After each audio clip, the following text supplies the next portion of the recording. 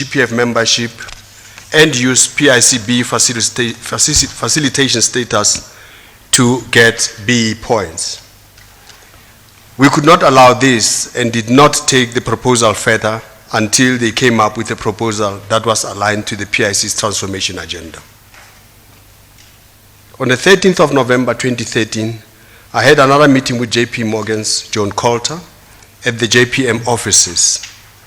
It was a seminar on JPM's SME fund. We also discussed JP Morgan exit. I think Mr. Sim Chabalala, the then Deputy CEO of Standard Bank, was invited to this meeting. In around early 2011, long before that, I met with Mr. Sikepe Maponya, Mr. Maponya, who introduced himself as a young black entrepreneur with a controlling interest in Matume Maponya Investment Holding Company, the company with interest in affordable housing, agriculture, and student accommodation.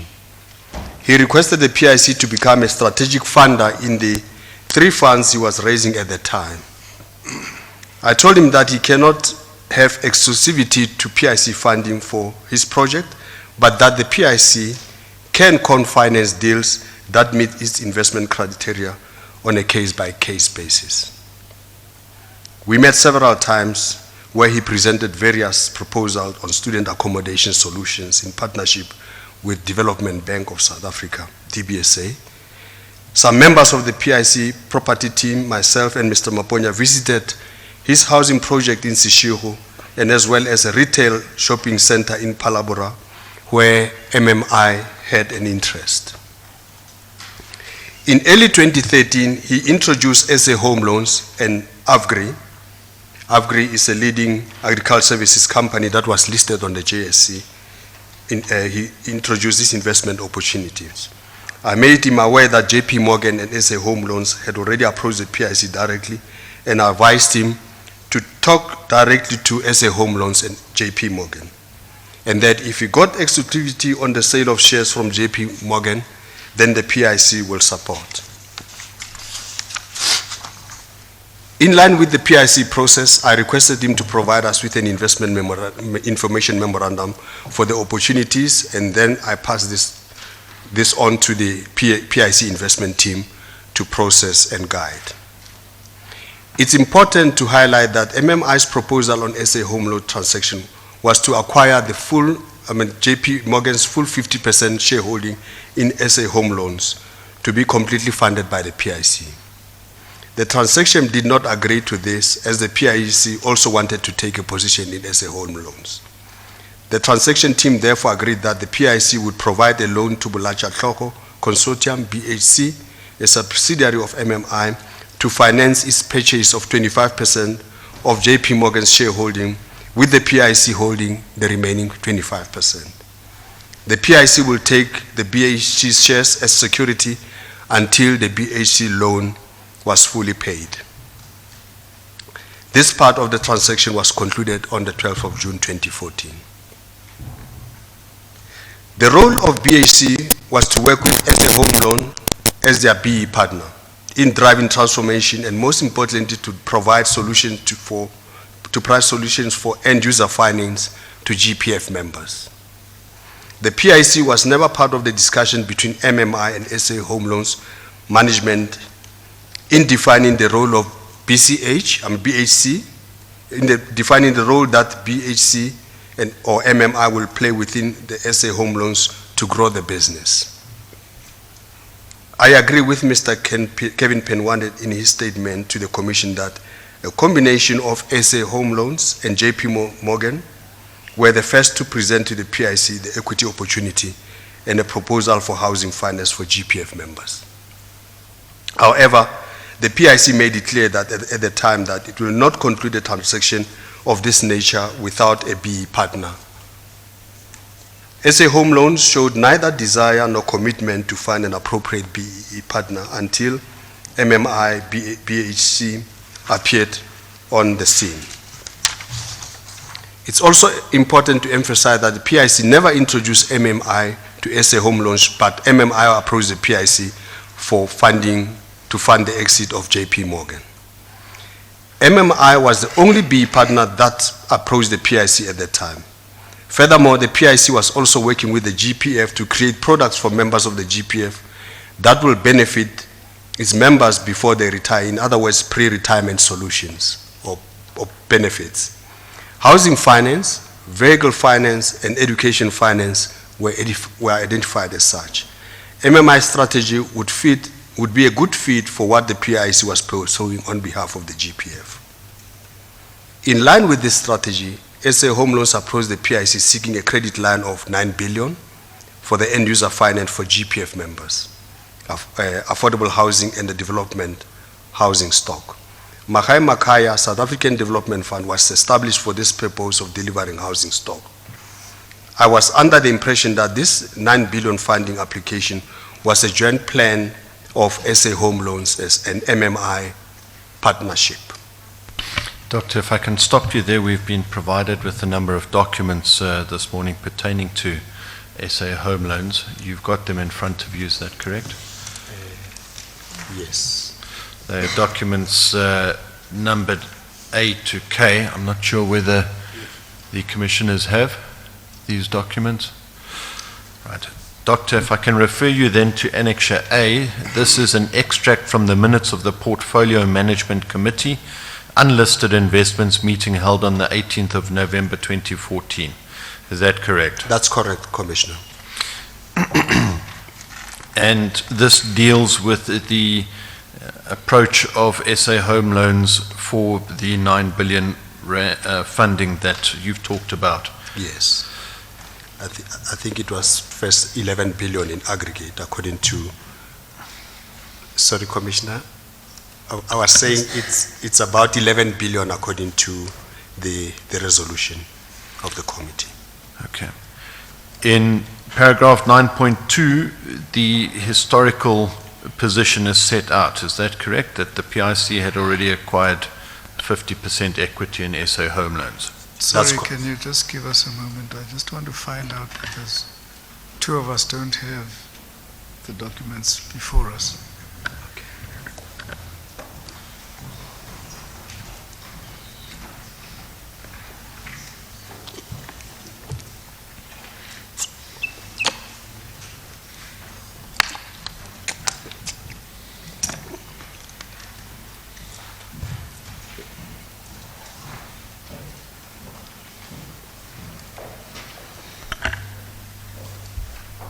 I think you may proceed in the meantime. Thank you, Mr. Commissioner. And the upshot of this particular meeting of the PMC Unlisted Investments is that the committee approves the SA Home Loan transaction to proceed to the due diligence phase, subject to incorporating the above mentioned request. Is that correct?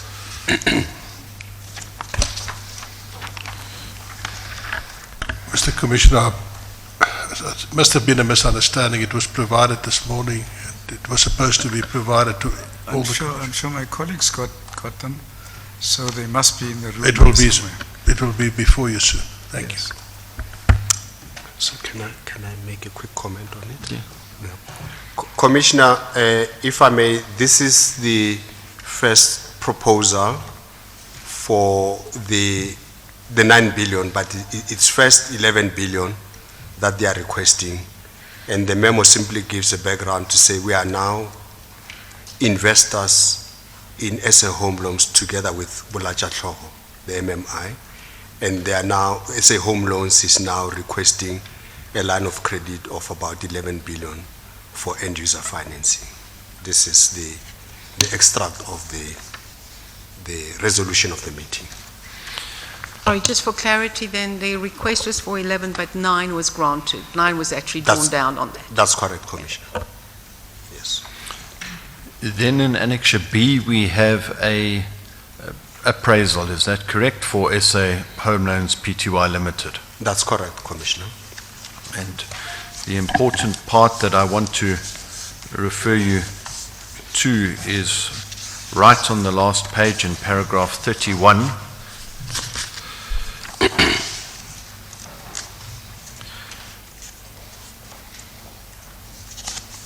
Paragraph 31.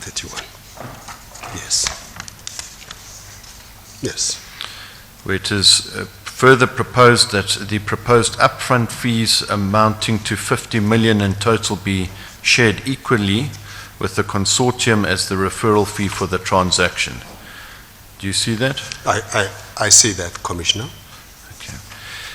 Then, if I can refer you to... Sorry, can I just get clarity on that? That the proposal upfront fee of 50 million be shared equally with, but who is the other party? The Bolacha Consortium. Yeah, that will be Bulacha Tlhogo Consortium. Yes, they're the one part and shared equally with. Who were the second party? I would assume it was the PIC, Commissioner. Because that's, in relation to the discussion, it's quite important that it was the PIC with BH. Yes, that was my So this understanding. is PIC as the PIC and BHC. Yes, that's my understanding, Commissioner. Okay. Then Annexure C contains another appraisal in respect of the deal, Yes. but this time there is no mention of a sharing of the transaction fee up front with the consortium. Is that correct? That's correct. Why is that? What was the reason for the difference between the two appraisals in that regard? I can't recall why it was not included in this, Commissioner, but this is the appraisal report that went to the investment committee, the next committee after PMC. So I can't recall exactly whether the PMC did not approve or approve this payment of fees, and recommendation to the investment committee never happened. Sorry, again, just for clarity, so if I understand that correctly, between the beginning of April, when this was signed by Mr. Raja, with the terms of sharing, and that which went to the investment committee, signed off by yourself, Dr. Matjila, and Mr. Raja on the 29th, 30th of June, so 2 months later, that's April, beginning of April, May, end of June, 3 months later, when it's sent forward, that particular clause is, or particular sentence is missing. Yes, correct. And therefore, the decision of the investment committee, as well as the recommendation, may well be in contradiction. Because the original decision to approve it going forward was included that, and then the investment committee did not have that as part of its decision. That's correct, Commissioner. Okay. Thank you. And I think the Commissioner will see that then the investment team tries to request the investment committee to approve the fees. Later on we'll discuss that. I think it Sure, will be the next but at this Commissioner. point in time, there's no, you have no recollection of why it was left off? That's And correct. at any point, did you then check with Mr. Raja why it was missing? I Because he only signed both documents. Yeah, I only became aware when they wrote the next. Okay. Thank you. I just wanted points of clarity. Thank you. Okay, Commissioner. Then the next document, Doctor, is Annexure D, which is an extract from a resolution of the Investment Committee held on 14 July 2015. That's correct. And what is that document about? This is the resolution of the investment committee that considered the appraisal that I signed on the 30th of June, the one that we've just discussed. And Sorry, can I just check again on dates? Because that, the start, the opening extract from a resolution 14th of July 2015, but signed by the company secretary in May 2016? The Commissioner, that probably may just be that it was not signed for a while. And so they were tidying up at a later stage.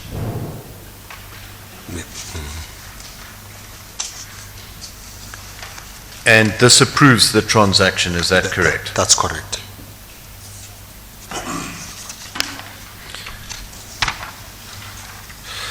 Then, Doctor, if I can refer you back to your statement at, well, before I get there, let's deal with Annexure E first. Annexure E is an extract from the master loan facility agreement concluded between the PIC and SA Home Loans in respect of this particular line of credit. Is that correct? That's correct. And paragraph or clause 16.7 dealing with arranging and underwriting fees provides that SA Home Loans would pay the PIC an underwriting fee in the amount of 0.5% of the GPF facility exclusive of VAT. Is that correct? That's correct. So the PIC will be paid 0.5 or 50 basis points on behalf of the GPF for this facility. Why was it 0.5% as opposed to the usual 1% or something more? I think Mr. Penwarden, in his statement to this commission, did explain that they negotiated hard. The fee was originally 1% and was negotiated down because this product was designed for members of the GPF. So the cheaper it is for SA Home Loans, the better it is because that benefit will then pass on to the members of the GPF in the form of a better interest rate or cost of funding for their mortgages. Thank you. Then if I can refer you back to your statement at paragraph 521. So 16.7, let me ask a question. Yeah. When we say the lender in this paragraph, who is that lender? Is that the GPF or the PIC? What is the definition of the lender? Because we don't have the definition section of the agreement. So who is the lender? PIC is acting on behalf of the GPF in this instance. So everywhere where PIC is acting on behalf of its clients, right? The counterparty in essence is the client. So if PIC commits money for UIF, for example, in a loan, acting on behalf of UIF will be the lender. The only time where PIC becomes the principal or the lender is when the PIC is using the corporation's money, not assets under management. Then the lender, then wouldn't that be the GPF that gets the money, not the PIC? That's absolutely correct. Yes, Yes, because, that's what- but your advocate said the PIC gets the money. No, I don't agree with that. I would expect that this money to be flowing to the GPF All right. as the lender. Yes.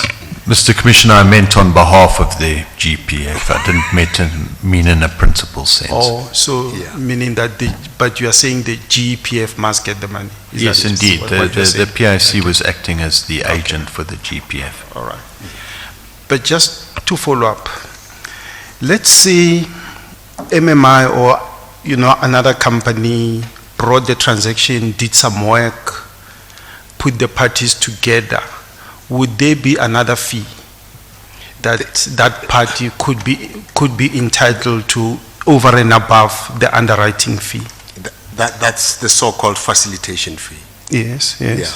Yeah. Or / advisory fee. Fee, Yeah. which was it fall paid. into that category Yes. of transaction or facilitation fee. Advisory fees or Yes, something like that, yes. which was paid in one small transaction somewhere, the 1.25, I think. That's dollars. Are you talking about SNS refinery? Yeah, no, there was a fund called, I think it is the sort of housing development fund. Oh, yes. I think it was 7.5 million that was paid for the activities Yes, on the yes. development fund. Yes, Yes. yes. So Yeah. those would be the times when a fee can be paid to an advisor. Yes, and it's justifiable in terms of the work done. Yes, yes, Yes. but that is not the underwriting fee. That's not the underwriting fee. Okay, Yeah. all right. So there could be two fees, underwriting fee to the lender and advisory fee to somebody who does the work. Advisory work. Yeah, correct? Yeah? Yes. Okay. Yes. All right, thank you. Thanks. Thank you, Mr. Commissioner. Then, Doctor, if I can refer you to Annexure F. which is a memo dated 20 February 2016. If we have a look at the first paragraph, it's to do with the SA Home Loans deal, and it says the purpose of this report is to request Investment Committee to note and approve the arrangement fees payable by SA Home Loans Pty Limited to MMI for the debt facilities advanced by PIC on behalf of GPF. Is that correct? That's correct. And in the paragraph 3 under the heading of discussion, it records that in terms of the agreement between SA Home Loans and the debt arranger MMI, it was agreed that SA Home Loans will pay arrangement fees of 50 basis points on the 9 billion, i.e. the total funding package excluding of the property development commitment, which amounts to 45 million, which is to be capitalized to the loan facility. You see that? I see that. Now, this memorandum was signed by you, is that correct, on the second page? That's correct, yes. On the 26th of February 2016, is that right? That's correct. And you've crossed out the words approved for submission, so it reads not approved for submission. That's correct. Why is that?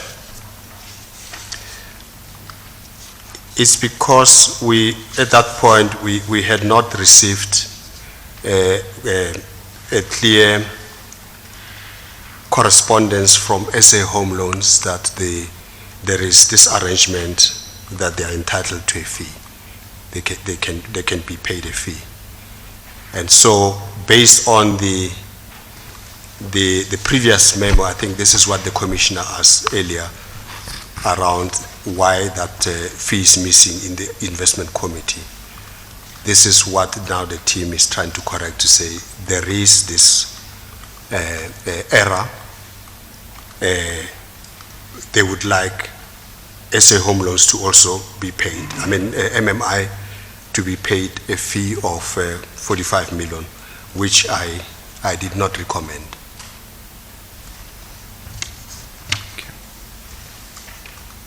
Thank you, Doctor. Then if you can read paragraph 521 of your statement. Sorry, I know we don't want to interrupt, but given this, otherwise it's going to get lost, why did you not recommend it? I mean, the question for me would be, and given all the subsequent toing and froing, was this owed or not owed, and was it part of the agreement or not? Commissioner, I first wanted to understand the relationship between SA Home Loans and MMI, if they have that contractual arrangement between them. This was not approved simply because you needed further information at this point? Absolutely. Okay. I need to understand that relationship before That's fine. Yes. I just needed clarity on that. Thank you. Yeah, yes. Thank you. You can read paragraph 521 then of your statement. As a standard practice, there was an arrangement that the arranging fee and underwriting fee of 1% will be paid to the lender. This fee was negotiated down from 1% to 0.5%, being an amount of 45 million by SA Home Loans. My understanding was that MMI had a contractual arrangement with SA Home Loans whereby it will be paid a fee for their part of the work done in raising this loan. I was therefore quite shocked when Mr. Maponya, on behalf of MMI, demanded payments of the 0.5% arranging and underwriting fee from the PIC. I made it clear to my colleagues that in my understanding of the loan documentation, neither the demanded payment nor any payment at all was due to MMI from the PIC, by the PIC. Mr. Maponya became a serious thorn. Sorry, Doctor, if I can just stop you there, then can I just refer you to Annexure G? These are two emails. The first at the bottom is from Mr. Mongala to yourself, is that correct? That's correct. And then the second in the middle of the page is you replying to him, is that correct? That's correct. What was his, Mr. Mongala's email to you about? The email was about the fact that SA Home Loan is prepared to settle Mr. Maponya's fees. And my response was that if they are prepared to settle him and there's a contractual arrangement, we have no problem for the PIC. They can settle him directly, as long as it's not the PIC that's paying. Thank you. Can you carry on with paragraph 522? Mr. Maponya became a serious thorn in the flesh of the PIC and me personally in his misinformed but aggressive attempts to get paid. He would send threatened text messages and calls demanding payment. I told my colleagues that we are under no obligation to pay MMI any fees, and that if there were any monies to be paid to MMI, that was a matter between SA Home Loans and MMI. I was later told by Mr. Masegeza, the PIC nominee director on the SA Home Loan Board, that SA Home Loans had in principle agreed to settle MMI's claim of 45 million directly. I was not opposed to that suggestion, but being such a large amount, I knew that certain procedures will have to be followed. In other words, SA Home Loans will have to get together sufficient board support to produce a board resolution recommending the payment and its structure, and thereafter approach its shareholders with a properly motivated request for the necessary approval of the payment and its structure. If this requirement were satisfied, the necessary legal documentation to implement them would be then concluded. Despite its willingness to do so, it was clear that SA Home Loans could not afford to pay MMI the demanded fee or any fee at all. It could not simply pay MMI the fee outright, as it would impact negatively on its equity and be unlikely to receive shareholder approval.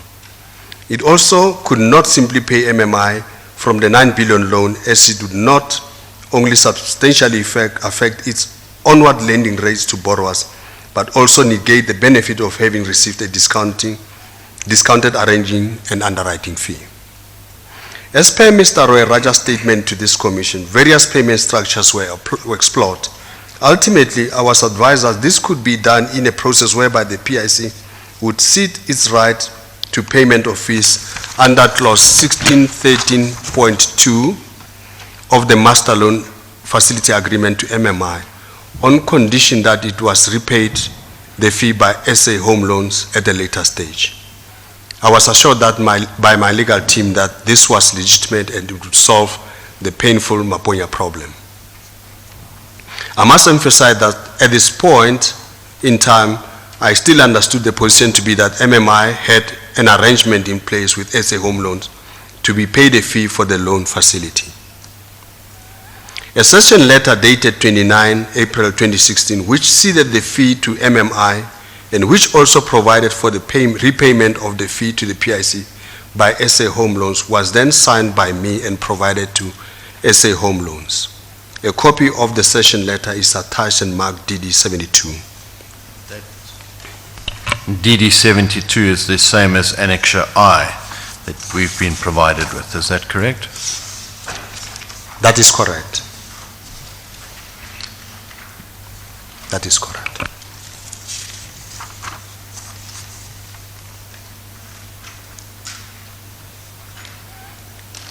SA Home Loans in turn circulated the session letters to shareholders, among others Standard Bank. Although the letter appears to be categorical in nature, it is not in fact so, being contingent, of course, on SA Home Loans board and shareholder approval thereof. Standard Bank then requested a meeting with me to explain their position on this matter of fee payment to MMI. In this meeting on the 9th of May 2016, Standard Bank, represented by Mr. Chabalala and Mr. Sinton, explained to me that it would be wrong for SA Home Loans to pay MMI any fee, as there was no contract in place between SA Home Loans and MMI for the payment of any fee, and to the extent that any work had taken place which justified a fee, such work did not justify a fee of 45 million. They indicated that Standard Bank would oppose a resolution from the SA Home Loan Board for payment to MMI.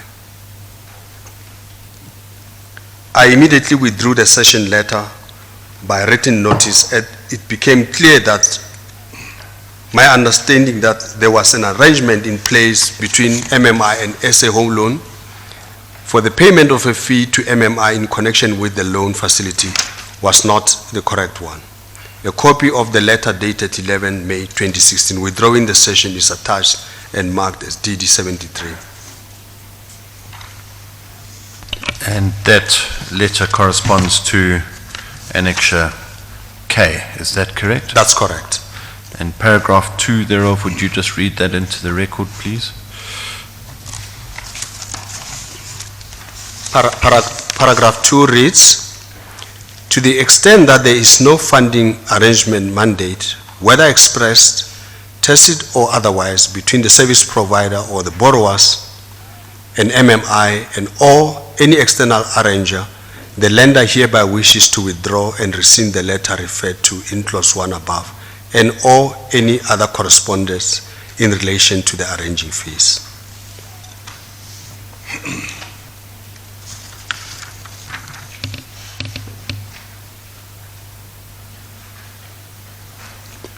This is paragraph. You are on paragraph 530. Mr. Roy Raja, in his statement to this commission, said that Mr. Maponya told him that I agreed with Mr. Maponya that PIC could share its fee with MMI.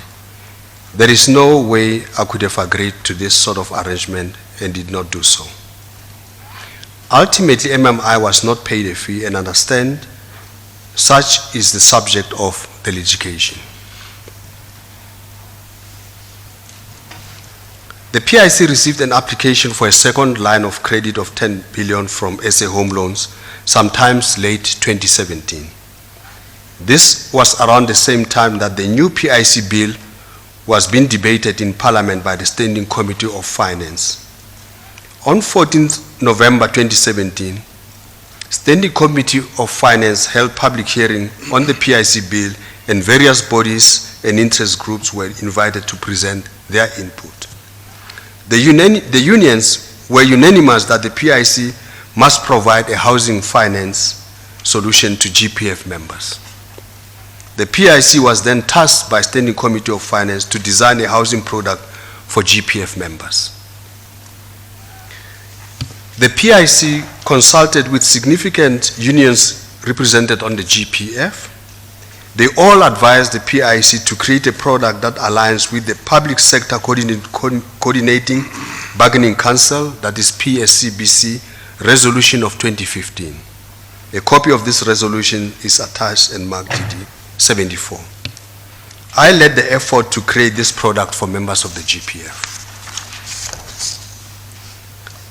The Bayport Financial Services, BFS, in which the PIs hold 51% shareholding on behalf of its clients, approached the PIC to propose a solution that they have been working on since the PSCBC resolution in 2015.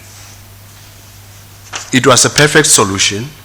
The PIC insisted that the vehicle that provide all housing product will be majority owned by GPF customers in a model that is similar to a mutual mortgage bank, MMB. And Bayport Financial Services will provide management or administration services to this MMB. Fantastic solution indeed.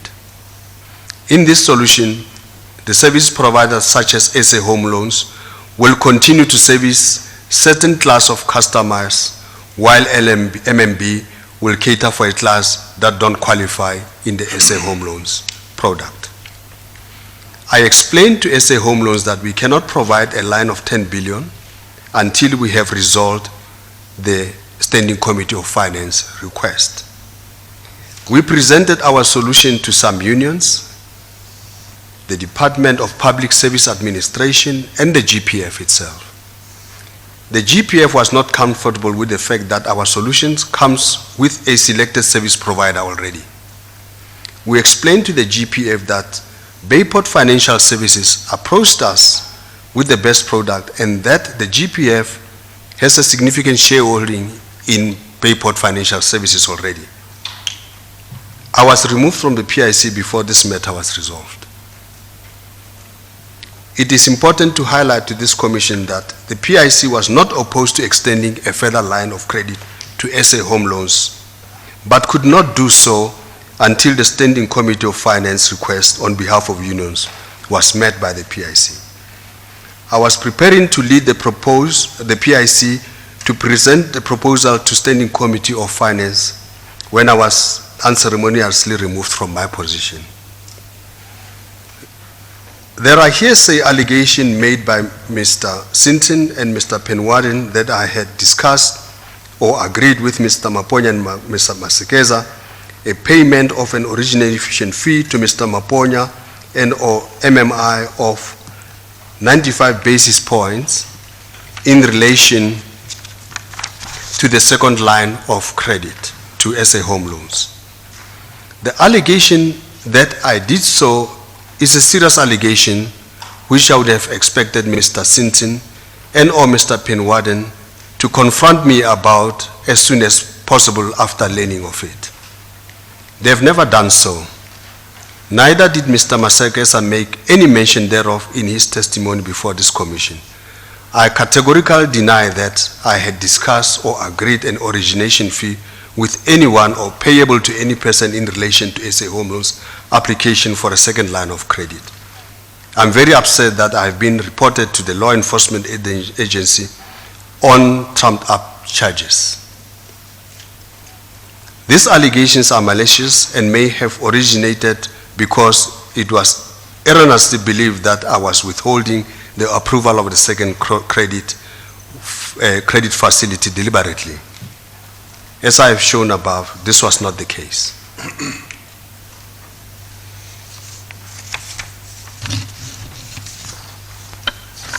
Mr. Roloff, you've got any further questions now? I don't have any further questions, Mr. Commissioner. Thank you. Yes, Mr. Thank you, Mr. Commissioner. Dr. Matjila, I don't want to dwell too long on this transaction, but as I understand your evidence, it was clear in your mind from the start that Maponya or any of his companies were not entitled to any fees. From the PIC, yes. Yes. And that's why you did not approve any memo or document making mention thereof. That's correct, Commissioner. And you made it clear to the Commission that in the lending agreement where it refers to as lender, that is the GEPF. Yes, that's my understanding, Commissioner. Who from the legal department advised you to sign this session agreement? The session agreement would have been drafted by legal or the investment team and approved by legal for my signature. And at that time, the head of legal was Mr. Nesane, if my memory serves me well. And can you remember that he advised you that this was in order and that you can sign it? Commissioner, normally I get the letter that is approved by Mr. Nesane. And my assumption is that once he's vetted it, which is our process, that he agrees to it. It's never necessary for him to say to me that, yes, I agree, because legal has to vet any such correspondence that I sign off on, Commissioner. And what you're in fact ceding in this document are the rights of the GEPF. In essence, the intention was to cede with an understanding that will be repaid later on. It's almost like deferring the payment to be paid later on. But the point I'm trying to make is what is ceded here are the rights of the GEPF. That's correct. And do I understand it that it was not even discussed with GEPF? It was never discussed with GEPF. As far as I know, it was never discussed with the GPF because we act on their behalf in this sort of issues. What I find very difficult to understand, Dr. Matjila, is that you as the CEO of the PIC, you're quite clear in your mind that there is no obligation on the PIC to make any payment to Maponya or any of his entities. Why would you entertain the session agreement now to cede this money and get repayment later from Standard Bank? Why did you entertain that? We entertained it on the basis that there will be checks and balances. If it came as a resolution from the board and all supported by all shareholders, we wouldn't have a problem with that, with the understanding that there is such an arrangement between SA Home Loans and MMI, and they are obliged to pay them.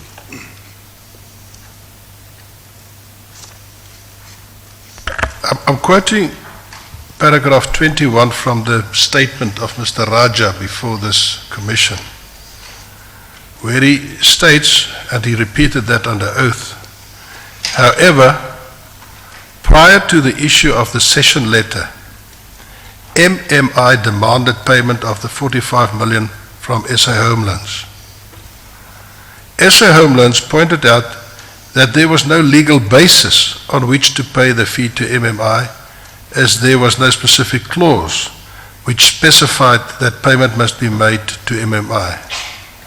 Mr. Kevin Penwarden, the CEO of SA Home Loans, proposed that in the absence of an addendum to the Master Loan Facility Agreement, the only way payment to MMI could be done was through PIC issuing a cession in terms of the said agreement. The message was communicated to PIC's legal division, after which the cession letter was issued.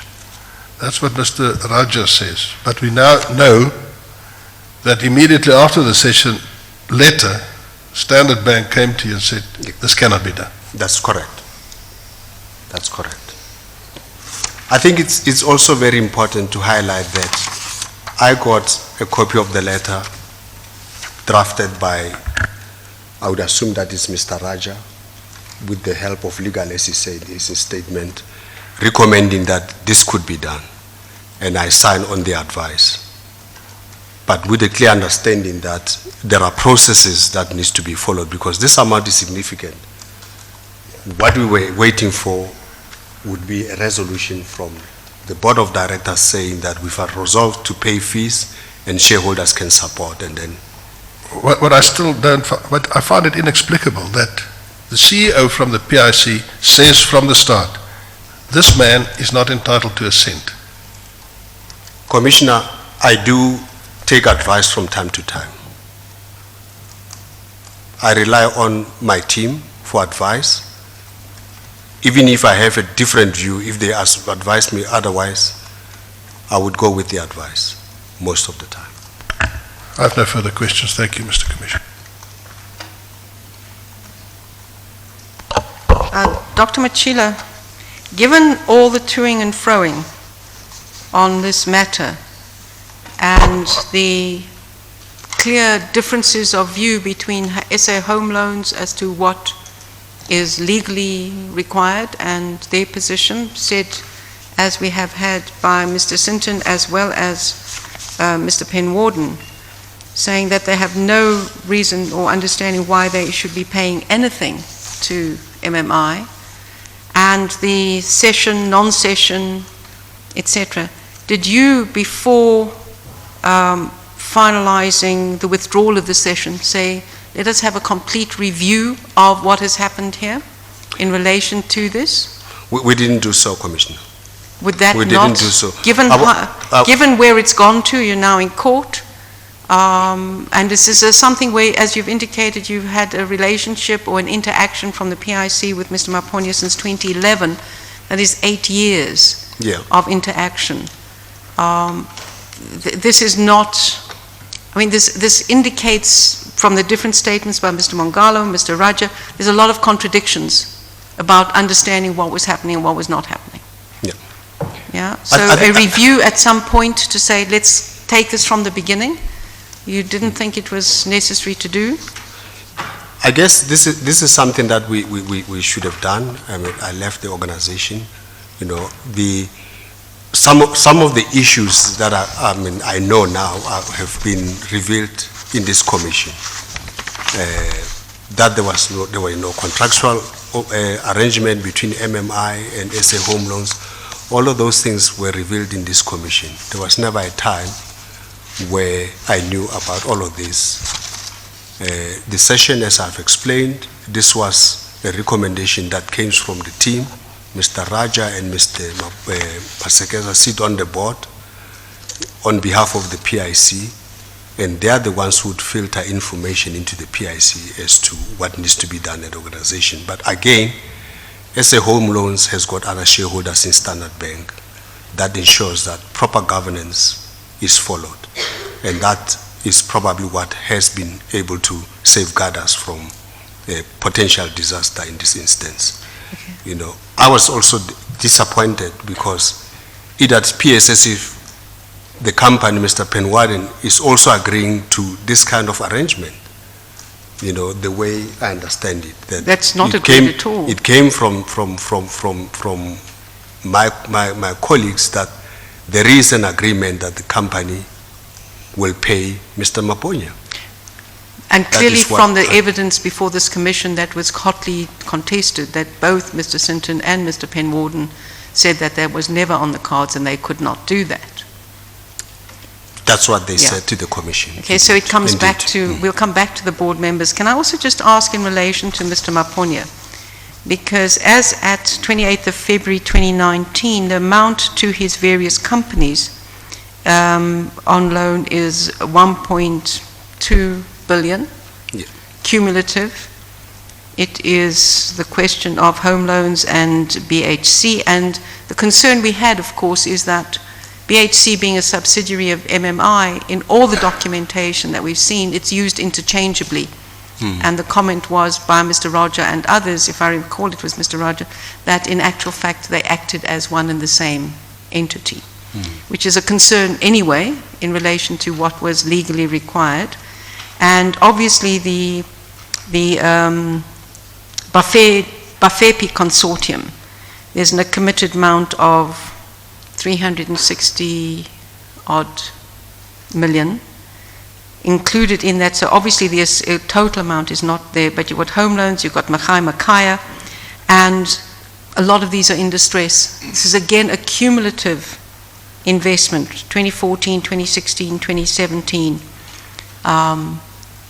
Yep. in one entity that has in fact proved in the home loans issue, as you have yourself said, to be an extremely difficult counterpart. Was that reviewed when you looked at home loans? Was it reviewed to look at it and say, what is our exposure to this particular entity, MMI? Commissioner, let me first make a correction here. SA Home Loans is not in distress. It's doing very well. There's no question that SA Home Loans is in distress. I'm Neither- saying that the No. questions around the MMI elements. But Commissioner, you concern. said these are in distress. They are not in distress. SA Home Loan is not in distress. Let me correct that. Bafepi through Yeah. through Avgri is not in distress. Daybreak is no longer in distress. Agreed, no longer in distress. Yes. And it's the reason, Hi. and it's because we've taken corrective action. Absolutely. Once we realized that there was a problem Yeah. with the character of Mr. Maponya. Sure, and that was very well presented to the Commission as to the measures taken and the turnaround in Daybreak. Absolutely. And Makaya? Makaya is a problem. And I think it's a problem that's been attended to as we speak.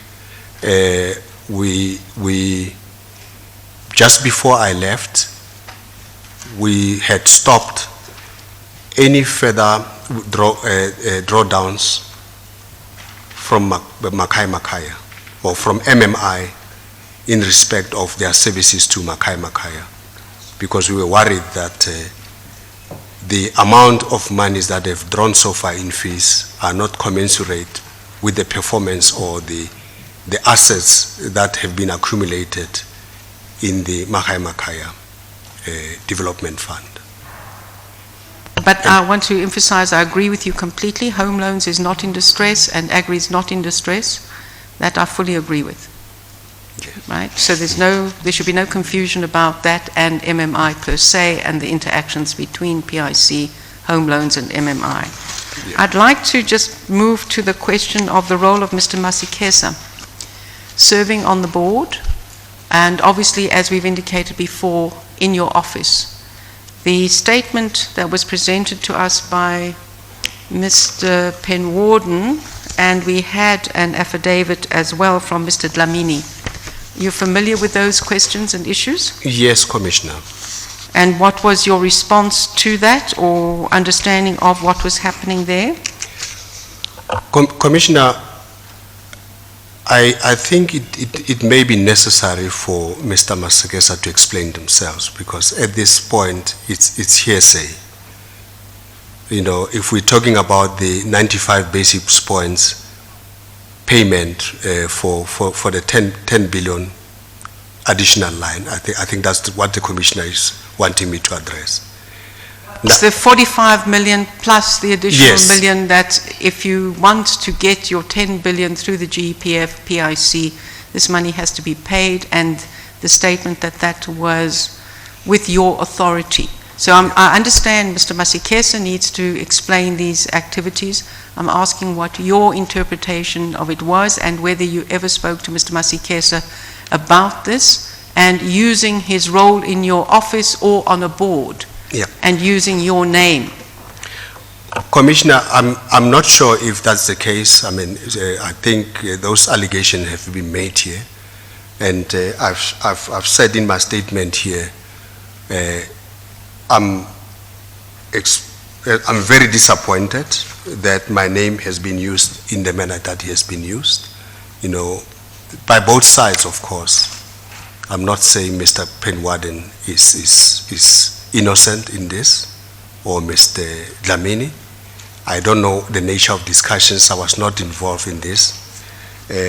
I've had a meeting with Mr. Penwarden at PIC, run about, would have been July, August, I'm not quite sure. But to explain to him why the 10 billion is not being considered at this stage, because we have been tasked by Standing Committee of Finance to create this product, and we can't do any additional funding until that has been resolved. And I made it clear to him that the application is not off the table. You know, so that's where we are. I've never spoken to Mr. Masekesa, neither did I speak to Mr. Maponya to speak on my behalf on any matters, especially a matter of this size. You know, it's not about hearsay. It has to be properly documented to say this is what's going to be done, or the request from the PIC is this and that. But at this stage, I just heard all of this in the commission through the various witnesses. If you had to look at where the matter stands, because now, as Mr. Raja said, there's a summons on the PIC and SA Home Loans, so the matter is still pending and going to court. There are indications about these allegations, and the question that this matter was raised, and Mr. Raja is talking now, as I understand, both as PIC and as a board member of Home Loans, that these matters were raised in the board, in the audit committee, reported as malpractice and attempts at corruption, etc., and has been transferred to the relevant prosecuting and investigative authorities. What do you think could have been done differently in the whole engagement from the outset? Because this is now 2019, and this started when, in 2014? With this question, 2014, 2015, 2016. It's a number of years that this has been ongoing for a very important question, which is housing provision. In assessing this and thinking back on it, what do you think could have been done differently in the approval processes, lines missing from investment committee decision, things of that nature? What would you tighten up? What would you have seen as a problem here, retrospectively? I think probably we were ambitious in terms of the if I can use the word jockey that we are backing. We thought they had the right pedigree to deliver on housing solutions, you know, in partnership with the PIC. That was the thinking, that we are backing a black entrepreneur to drive affordable housing and housing finance. for members of the GPF. And clearly we were wrong. We didn't, unfortunately, have the right person to back. Stricter governance comes into play as well. It's something that needs to be looked at. SA Home Loans has done well, and it proves that probably PIC focus should be on more established organizations that are able to deliver on this kind of products. And clearly the relationship with Bayport Financial Services, I see it as a plus because it's reputable, it's done well as well. You know, so it's unfortunate that these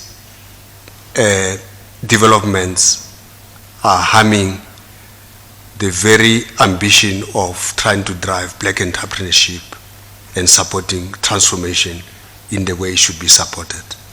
But I don't think we should necessarily, you know, dump it. It's an important idea. We can still find better entrepreneurs to deliver on this, as long as we learn and design better checks and balances to make sure that we really support the right entrepreneurs, or we partner with the right entrepreneurs. I just want to come to, there's two more points I want to make, but just going to Mr. Mongalo's statement, and I'm assuming you have had that previously.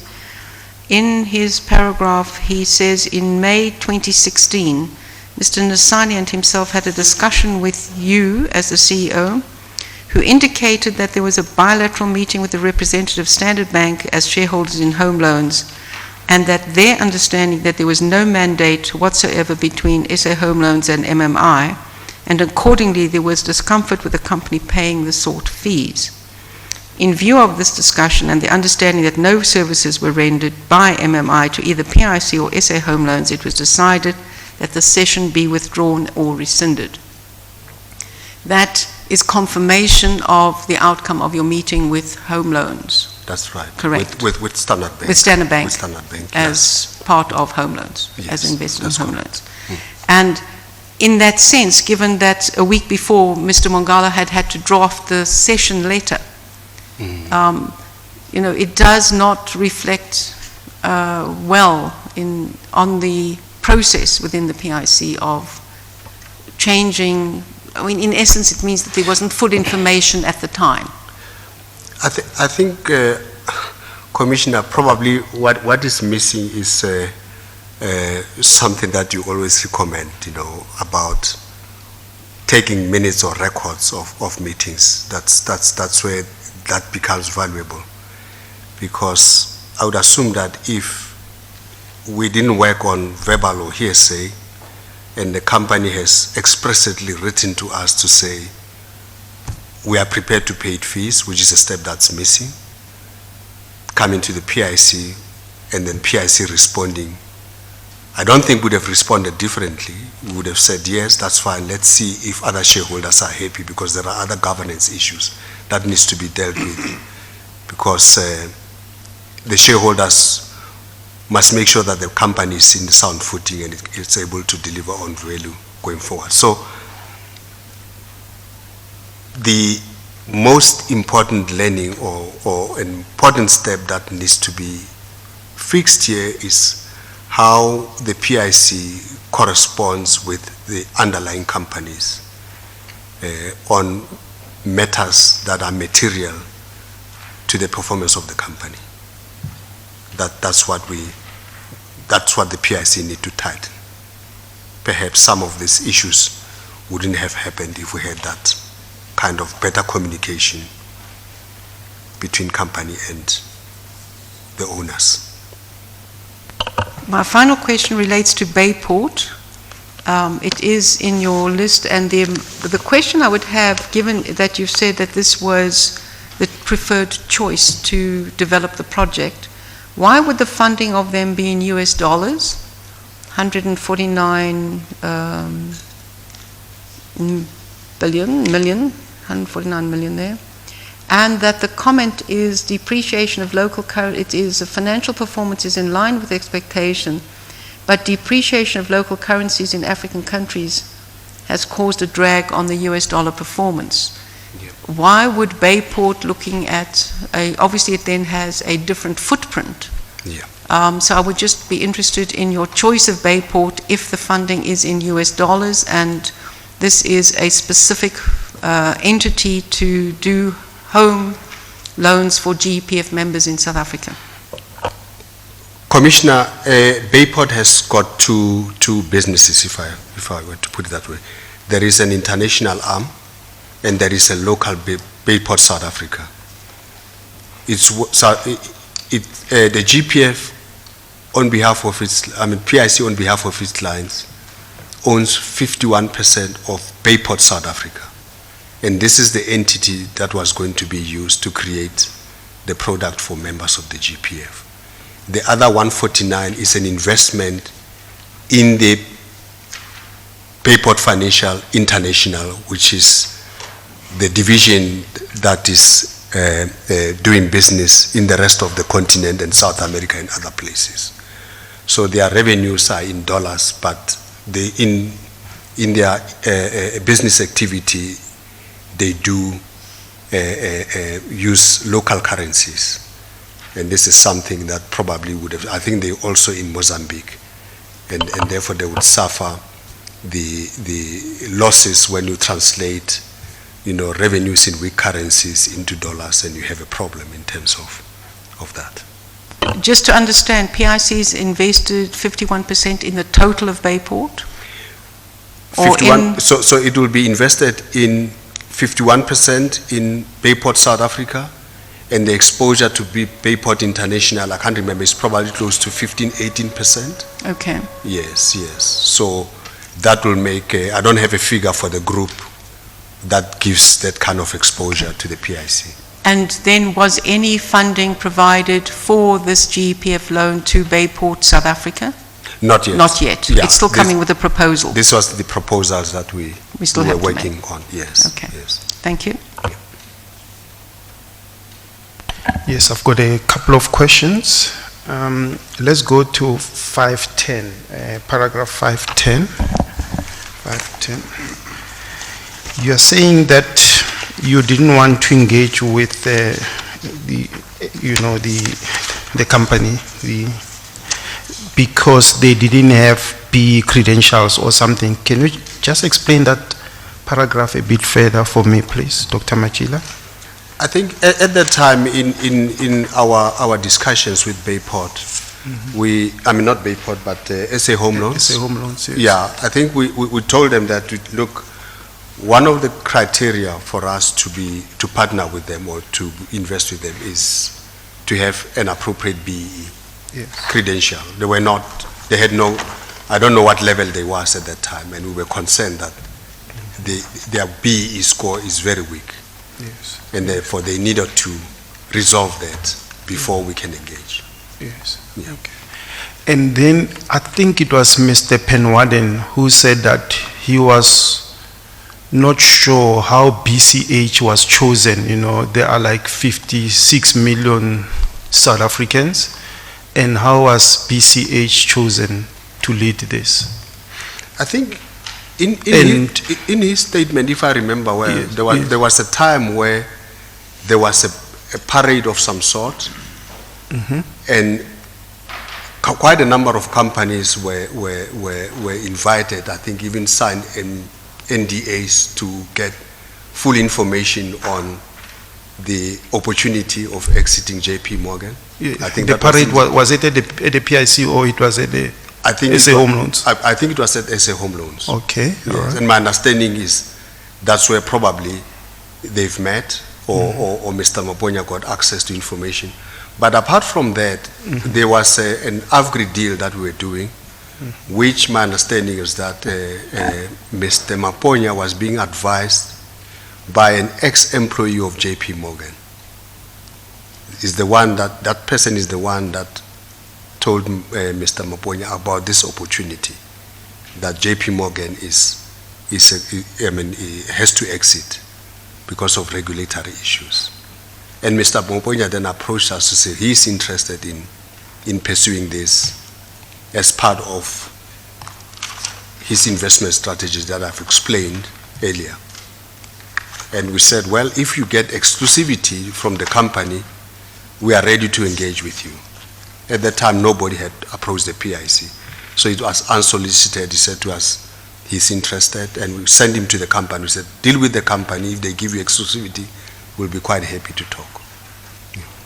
So, okay, no, I understand now. So, but it seems then it's odd that, and I must just double check that Mr. Penwarden can say why was BCH chosen? I mean, Well, if there could have been those kind of, networks and connections. I have no idea. We were approached by BCH for funding, and we said we'll back them if they get exclusivity. Yes. All right. Yeah. So, And- so the choice was not done by SA Home Loans, as far as I know.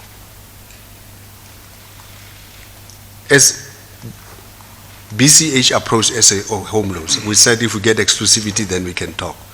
The seller, if the seller is happy with you and the company is happy, then we are happy to support. And my understanding was that there was a good relationship in the beginning. There was a good relationship, but that's what my understanding. The only problem is post-closure of the transaction when Mr. Maponya started raising the issue of fees, and that made that caused tension in the relationship with the company and Bolatla Tloho or Mr. Maponya. Then the next question is, I think it was Mr. Penwarden again. He said that they really wanted the PIC. They didn't see the value that BCH could add because they wanted the funding power of the PIC, and because they wanted the money, the loans, and they didn't understand what value would BCH add to that transaction. Well, I'm not sure if they would have gotten easy access to BHC. Bolatla Tloho, Yeah, yes. Bolatla Tloho. Yeah, I'm not sure if they would have gotten easy access to PIC funding on the back of poor BE score, and most importantly, the Department of Public Service and Association, which is a government department responsible for this sort of thing. I don't think would have agreed to a company that is not in compliance with the laws in terms of BE. Okay. So tell me then. And we were not keen to use our BE facilitation status Yes. because it would look almost like fronting, Yeah. assisting them to break the law. Okay. So meaning then a BHC having a stake in that company then boosts the BE credentials. Is that is that what? Acceptable in terms of the minimum requirements for doing minimum business with government. Yeah. Okay. All right. And then the next one is on Mr. Masekese, and I think you have tried to answer it a bit, from my colleague. Did you know about the meeting that Mr. Masekese and Maponya and Mr. Zakeni Dlamini, that they had at the butcher shop in Senten? I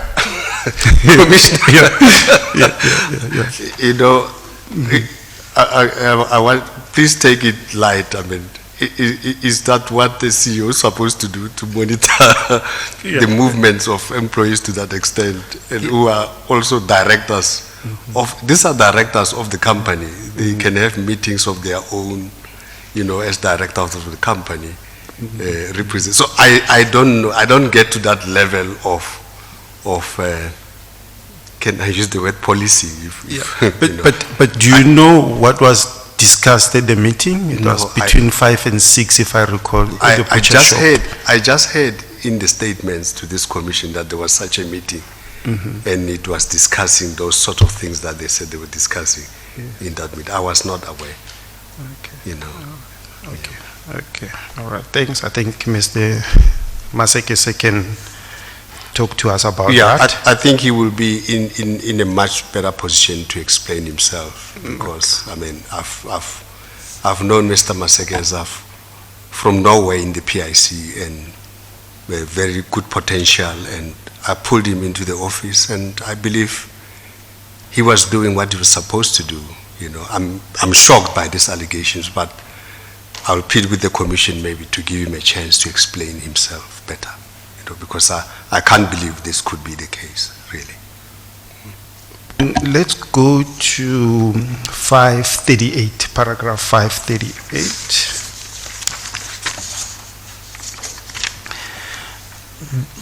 The delay, okay, so the stuff about the 10 billion rand delay, there were people who were thinking that, you know, this delay came because of the 95 basis points issue, you know, the 95 million rands issue.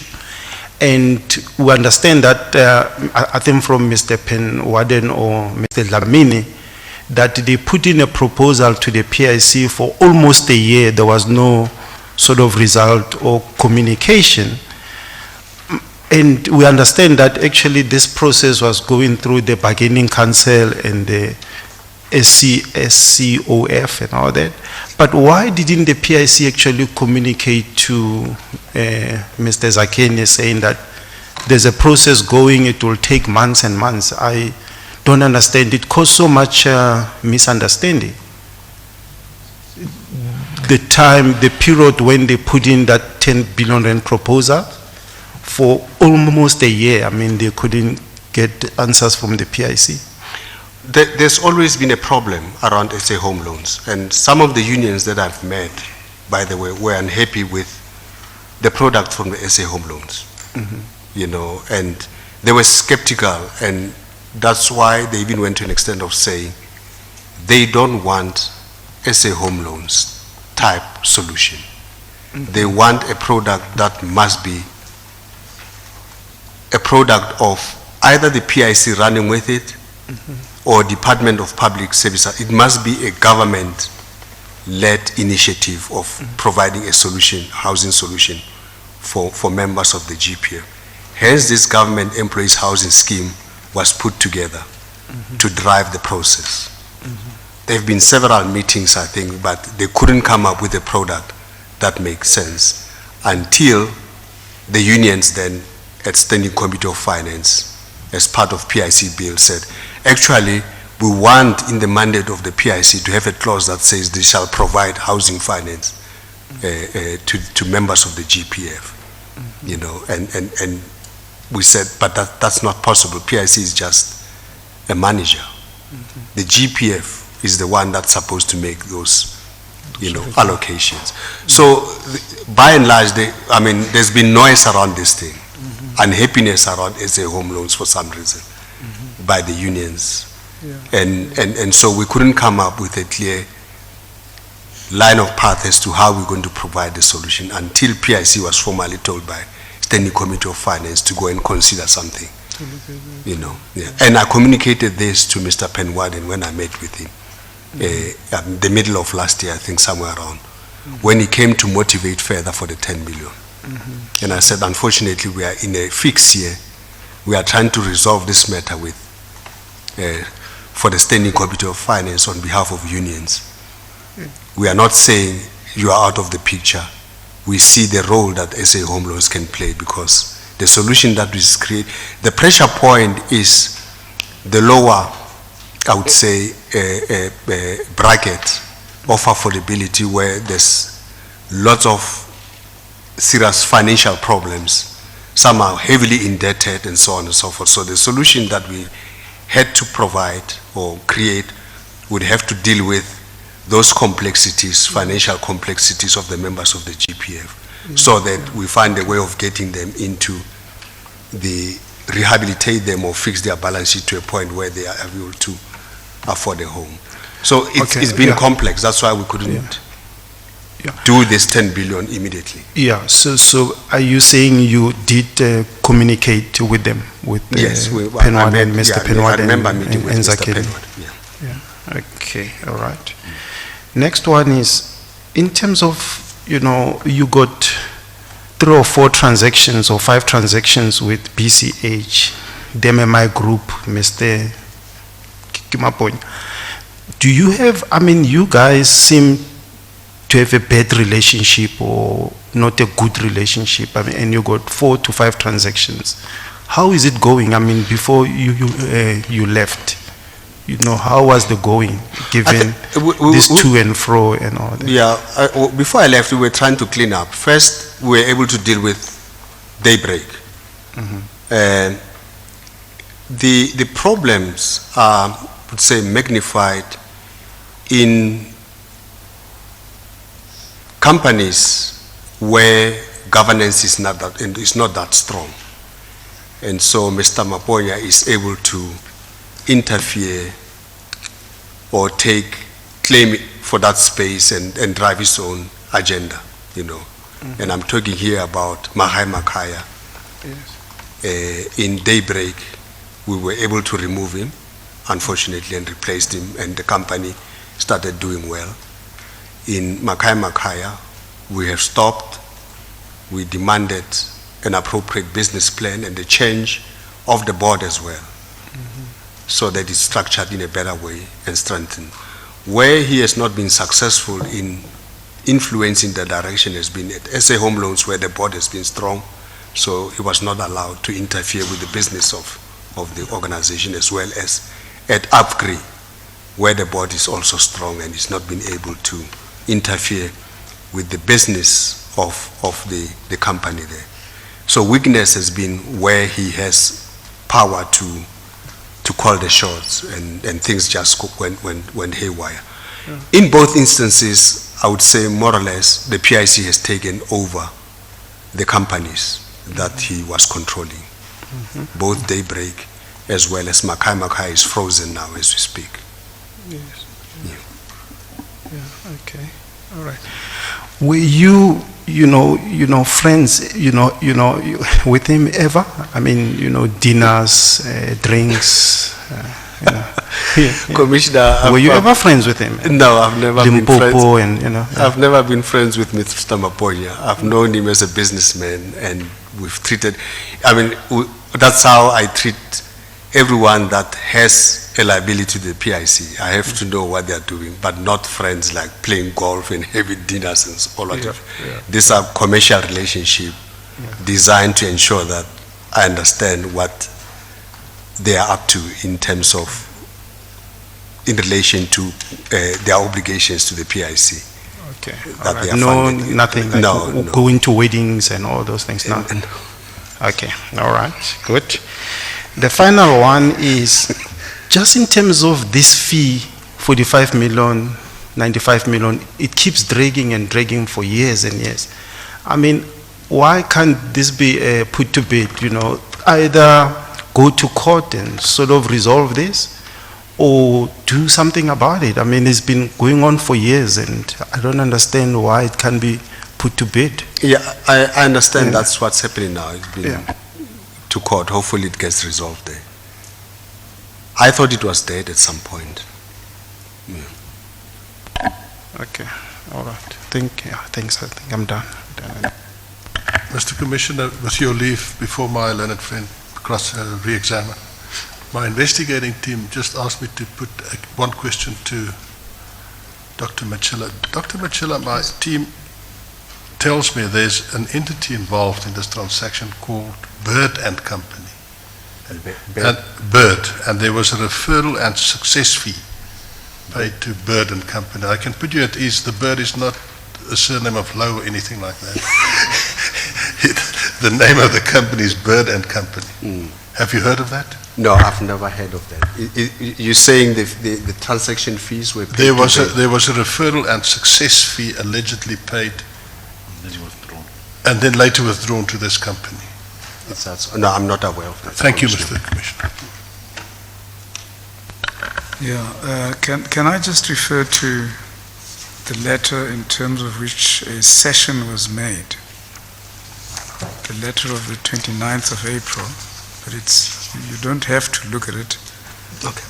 But it cedes rights and or obligations, and I think those would be arranging and underwriting fees. Were any such fees due to the PIC? or GEPF? Yes, Commissioner, there were underwriting fees due to GPF. Is that the 45 million? That's correct, Commissioner.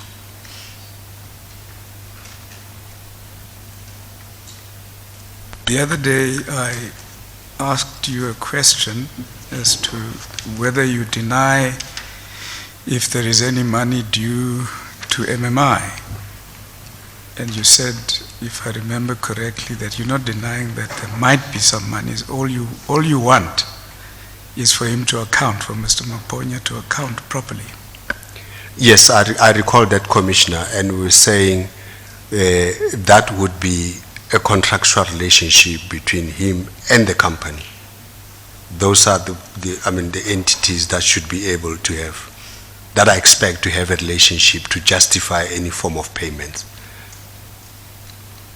And you still are of that view? I think, Commissioner, based on what I know and what we have discussed with the company and as well as other shareholders, clearly there's no money due to him. Okay. I want to refer to paragraph 513 of your statement. It appears to be an innocuous statement, but I just want to find out what you mean.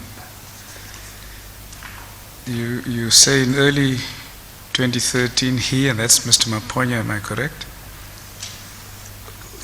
Sorry, Commissioner, is it 513. Oh, 513, sorry.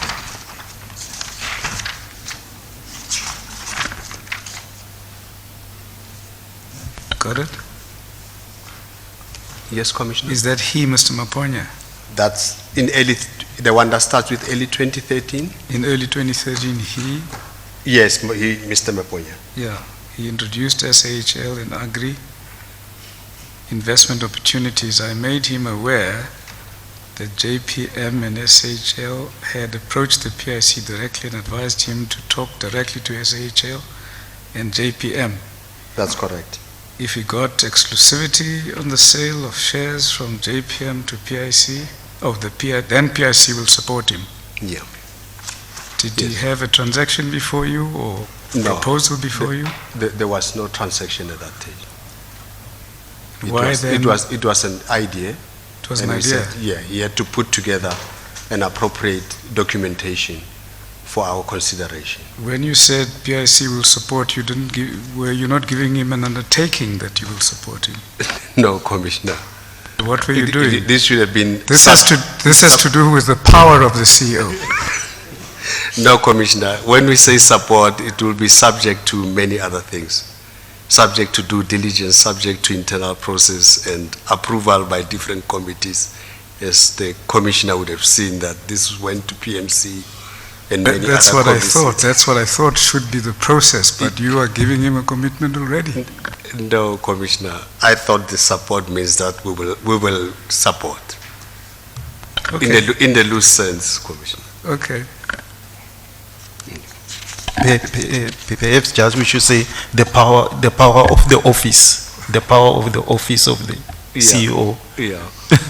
And then it continues on 514 to say what we require from them to start entertaining the proposal, No, Commissioner. it was just a follow-up on what was said yesterday about the power of Dr. Dan.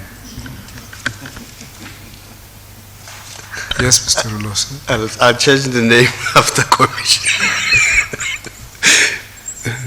Thank you, Mr. Commissioner. Doctor, you said that you were under the belief that the PIC did not owe MMI any monies resulting from this transaction. Is that correct? That's correct, Commissioner. And my learned friend then asked you repeatedly, why then did the PIC get involved in a debacle about paying monies to MMI? And in that regard, can I just refer you to paragraphs 523 and 524 and 525 of your statement?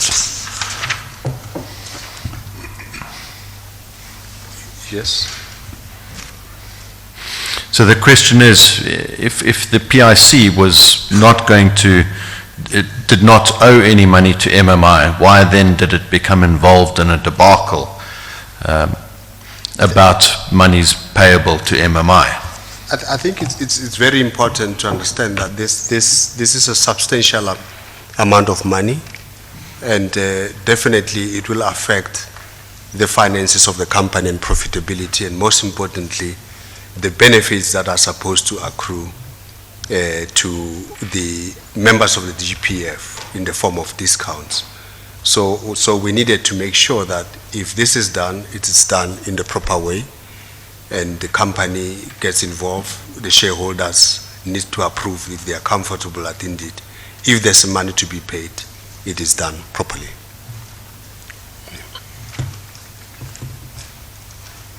Would the SA Home Loans have been able to pay this money themselves? The board will have to do proper analysis. In instances where that is the case, they'll probably be looking up to PIC, hence the issue of cession maybe would have been almost like a loan to SA Home Loan, to say if you have to pay, here's a loan of 45, which needs to be paid back at some point in time. Yes, your letter of cession made it explicitly clear that the cession would have to be repaid. That's correct. So it was more of a loan. Yes, yes. I don't have any further questions, Mr. Commissioner. Yes. Just referring to paragraph 524, is it accurate to say that despite its willingness to do so, it was clear that Home Loans could not afford to pay, because everything Home Loans has said to us is said that they did not think there was any obligation to pay and that they were not willing? Commissioner, there is nothing that shows that they were not willing from what I know, because I was told that they are prepared to pay. It's only when they came to this commission that I got to know that they were not willing to pay. There was a big issue. And So your understanding of their willingness to pay came from the two board members serving? Absolutely, and saying there's a... But there had been no communication between you and Home Loans on that until the issues came up in your meeting with Mr. Chabalala and what has come before That's this correct, commission? Commissioner. So That's this was correct. your understanding at the time, Yes, Commissioner. not your understanding now? Now it's different, Commissioner. Understanding at the Certainly. time. Thank you very much. Yeah.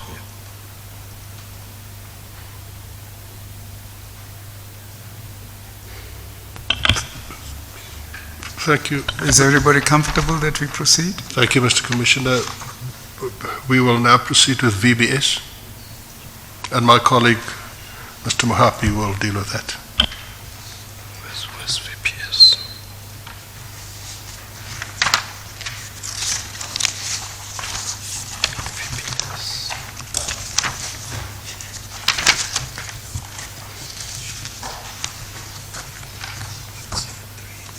173. It is on page Commissioners- 173. Thank you. I got it.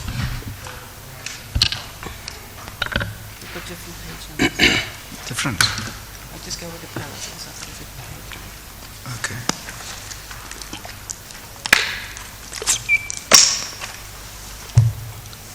Thank you, Doctor. We're dealing with VBS Mutual Bank, page 497, paragraph 497.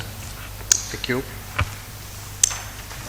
The GPF inherited VBS Mutual Bank, short for VBS then, from the amalgamation of the Civil Servant Pension Fund of the Transkei, Bophuthatswana, Ciskei, the so-called TBVC states, and other similar funds of the central government of South Africa in 1994 to form the Government Employees Pension Fund that we know today. The exposure to VBS, at the time it was known as Bender Building Society, was about 10 million and invested in a perpetual bond or a console inherited from the vendor funds. The PIC received numerous expressions of interest to acquire PIC's exposure in VBS from companies and individuals in the past. The PIC was not a willing seller, as there was a strong belief that this asset was strategic with the potential to be grown into a regional bank servicing largely rural population of Limpopo, who were underserved in terms of banking facilities. PIC management deployed two executives who had roots in Venda to drive this strategy for the PIC. Mr. Paul Magula and Mr. Enes Nesani were approved by the Directors Affairs Committee and subsequently the board to represent the PIC on the board of VBS. The PIC supported the conversion of VBS from a building society into a mutual bank, seeing it as an ideal banking vehicle to serve disadvantaged public, but also to assist in the growth and development of black-owned and black-managed player in the banking sector, with the aspiration that VBS will grow into a fully fledged bank into the future. The PIC was looking forward to conversion of VBS into a bank in the near future. However, when Valley Investment became the majority shareholder, the PIC vision for VBS went up in smoke. The process of the acquisition of a majority stake in VBS by Valley Investments was kept secret from the PIC. I believe this should have been either a shareholder matter or our nominee directors had an obligation to alert us to this big change in the shareholding. I only learned about it long after it was done with approvals, from regulators. In other words, the entrance of the new shareholder in Valley. This again raises the question about the responsibility of nominee directors in keeping their principals informed on material matters, Commissioner. It is quite difficult to discern how highly regulated entities such as banks, in particular African Bank and now VBS, can fail so spectacularly. The reputational damage on the PIC brand has been quite severe, especially because the PIC had deployed its senior executive to safeguard its investment. The report of Advocate Terry Mutau, Senior Counsel, has revealed the role that the PIC executive played in the demise of VBS. An allegation was made by one VBS executive to another before being relayed to Advocate Terry Mutau, who, along with investment attorneys, authored the Great Bank Heist. The Great Bank Heist report on VBS that I accepted 5 million in cash in return for facilitating further funding for VBS. Being linked in a personal matter to the debacle that is VBS has to be the lowest of the law in allegations about my leadership at the PIC. What's more, as someone who has placed integrity above all other values, the mere suggestion that I would accept a bribe is abhorrent to me and deeply upsetting to my wife and my children. Advocate Mutau, SC, is on record as stating that, I quote, cannot make a definitive finding against me and that it warrants an investigation. I would like to state categorically here and now that I welcome any investigation regarding this sorry saga, which I consider to be hearsay based on two people who are heavily implicated in the malfeasance at VBS. I also resolutely stand by my previous statement to the press in which I stated, I emphatically reject any suggestion that I may have received 5 million to facilitate further funding for VBS Mutual Bank. The Portfolio Management Committee of the PIC turned down an application to put more money into VBS Mutual Bank 2 days before VBS was placed under curatorship. In fact, Commissioner, to be accurate, it was the investment committee of the PIC, not PMC, that did not approve the further investment into VBS. It is important to highlight that at the time when these allegations against me surfaced, one of the implicated PIC executives, Mr. Paul Magula, who was a PIC nominee on the board of VBS, was going through a disciplinary hearing at that time because of poor performance, including failure to protect the PIC investment in VBS. I strongly suspect that he was a participant in an effort to discredit me by leaking transaction information to the media, in particular Lancaster and IO Technology, in order to elicit public sympathy in his disciplinary process and to distract attention away from his own predicament. My final comment regarding VBS concerns the regulatory checks and balances that are supposed to be in place to hold this kind of a disaster from occurring. The Financial Sector Regulation Act of 2017, FSRA, has been cited as one of the most prudent and efficient set of banking regulation in the world. Yet, institutions such as African Bank almost fell through the net, and VBS did fall through the net. So, where was the regulator when all this was happening?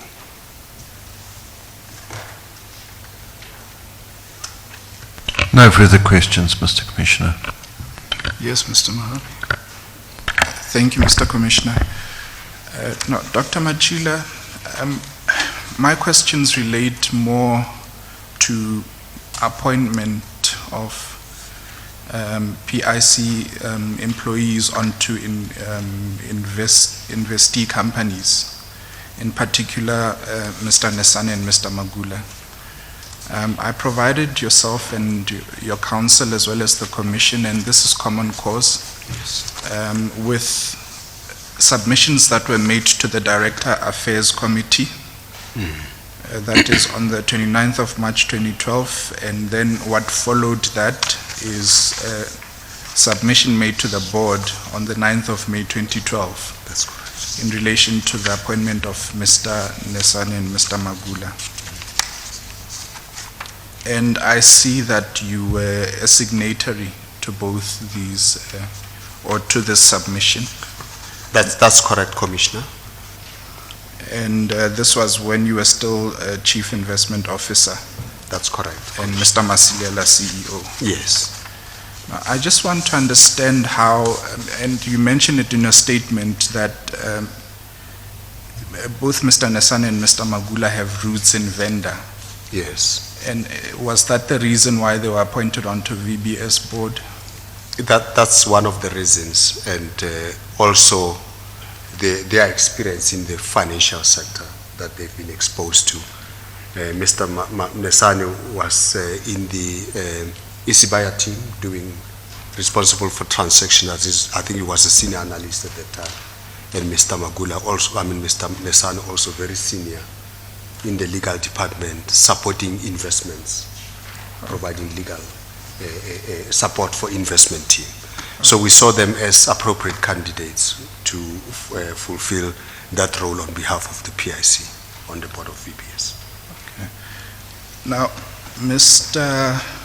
Nesane and Mr. Magula, in their primary roles as under legal and risk, would the expectation or would it be foreseeable that they would have to either participate in submissions in relation to the VBS investment or to review agreements between the PIC and VBS? It would be a combination of both. In essence, if I may, we were borrowing from what's happening in private equity and trying to apply a similar model in the unlisted space. They are not different. In private equity, once a private equity investor invests, they will then deploy their people into the company, the commissioner, to drive wealth creation. This idea is not different from that. We're putting our people to drive a particular strategy, as I have explained, of growing this small bank into something significant in that area. And the convenience of putting them as originating from that area, in terms of travel and other things, that Yes. was. My question relates mostly to, well, in their primary role, Mr. Nesane would have to vet agreements that are concluded between PIC and VBS. And how is he expected to balance that against being on the board of VBS and seeing to the interests of VBS as a board member of VBS? and then Mr. Magula, on the other hand, also reviewing risk-related appraisals as against being a member of VBS. How did the PIC deal with that clear conflict? Yeah, Commissioner, it's hard to say. I mean, we're seeing what has happened now in hindsight, you know. But at that time, quite frankly, we saw them as the most suitable, and their responsibility there was to protect the interests of the PIC, and we had assumed that that's what they were going to do, and seeing the vision that this is a company that's supposed to grow into something significant into the future, and they becoming part and parcel of that strategy and ensuring that it happens would have been enough motivation for them to drive good behavior and honesty as they discharge their responsibility on behalf of the PIC, and besides, the PIC is paying them for that. Yes, that was the thinking of honesty and integrity that will apply to any person that we put on the board of a company. Now, VBS is a relatively small investment in the PIC. You know, we talk about the 108 million in shares. I believe those are the permanent interest-bearing shares, and the 350 revolving credit facility. So to the total of about 458 million. Now, given that, how do you again reconcile the fact that you are deploying top executives to a relatively small investment? Isn't it a concern for the PIC that they should be seeing rather to the more primary role which they should be serving as against this relatively minor investment? Commissioner, I'm sure we know the reputational risk that this minor bank has caused to the PIC and the countries at large. You know, so the bigger picture was to grow this into something significant, and deploying your best to drive that strategy, I think was a correct idea to do. But also an entity that's playing in the banking sector of the economy. And if you can understand what the activity was, you would see the social impact that was attached to its activities. And so we felt that we should deploy our best to drive the strategy of growing this to something significant. Okay. And most importantly, recognizing the reputational risk associated with a small investment, but that's really cutting across an important portion of the economy, servicing a very sensitive portion of the economy. So whose idea was it that you deploy your best, what you regarded then as your best, Mr. Nesane and Mr. Magula? We spoke about it in general, but I believe at the time, as a CIO, I was probably at the forefront of identifying them as the best candidate to go and do the job for us. I wish you could look at us all the time, because when you look away, you're away from the mic. Okay, Commissioner. Yeah, so I'd just like us to have a look at the submission because it mentions a fundamental point that I think failed in this regard. So the submission, if we have a look at firstly to the Director Affairs Committee, it sets out the purpose. And it states the following: the purpose of this memo is to request DAC, which is the Director Affairs Committee, to approve the appointment of Mr. Ernest Nesane as representative of the PIC on the board of VBS and Mr. Paul Magula as his alternate. So at that stage, they weren't that senior when they were appointed onto the board in 2012. but they've subsequently been promoted and so on. And I'm not sure whether Mr. Nesane then executive head? Commissioner, they were not executives, but they were senior. Yes, in terms of their position. Yes. Yeah, they were senior. Okay. In fact, just below the head of department at that point. Okay. That's the level at which they are. Okay. And they since got promoted to executives at a Okay. later stage. Okay, Yes. that's fine. So, But they were senior, if I can say that. okay, and then what follows is the background and the discussion of the, the investment VBS. And on page 2, in paragraph 7, it stated that the PIC, as one of the indefinite period shares holders, was approached by VBS requesting the conversion of those indefinite period shares to permanent interest-bearing shares, which PIC Executive Committee investment approved in December 2011, with the following conditions which were duly agreed to by VBS. And that is, firstly, that the PIC will be entitled to a board representation with an alternate.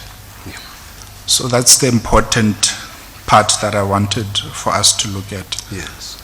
And then it subsequently then gives a layout of Mr. Paul Magula and Mr. Ernest Nesane's experience, and then it recommends to DEC that they approve the appointment of Mr. Nesane as representatives. And I see that it's signed by Mr. Selo Nkwane as Operations Manager, Isibaya Fund, Mr. Roy Raja, then General Manager Isibaya, yourself as the Chief Investment Officer, and by Mr. Masilela, then CEO. And attached to that is Mr. Nesane and Mr. Magula's CV. So, and we've said that that was followed then by a submission to the board. Yes. It's similarly gives the purpose, the background, and also sets out in paragraph 7.1 that the PIC shall be entitled to a board representation with an alternate. Now, what is the purpose of having board representation on investee companies generally? What's the rationale of having representation on investee companies? Yeah, it's important as part of what I may call wealth creation, and therefore influencing the strategic direction of the company.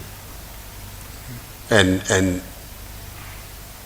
PIC would have a view as an investor in this instance. If we take VBS as an example, the PIC will take a view to say this company may have an important role to play in a particular area, or it has an impact in the economy in this particular way.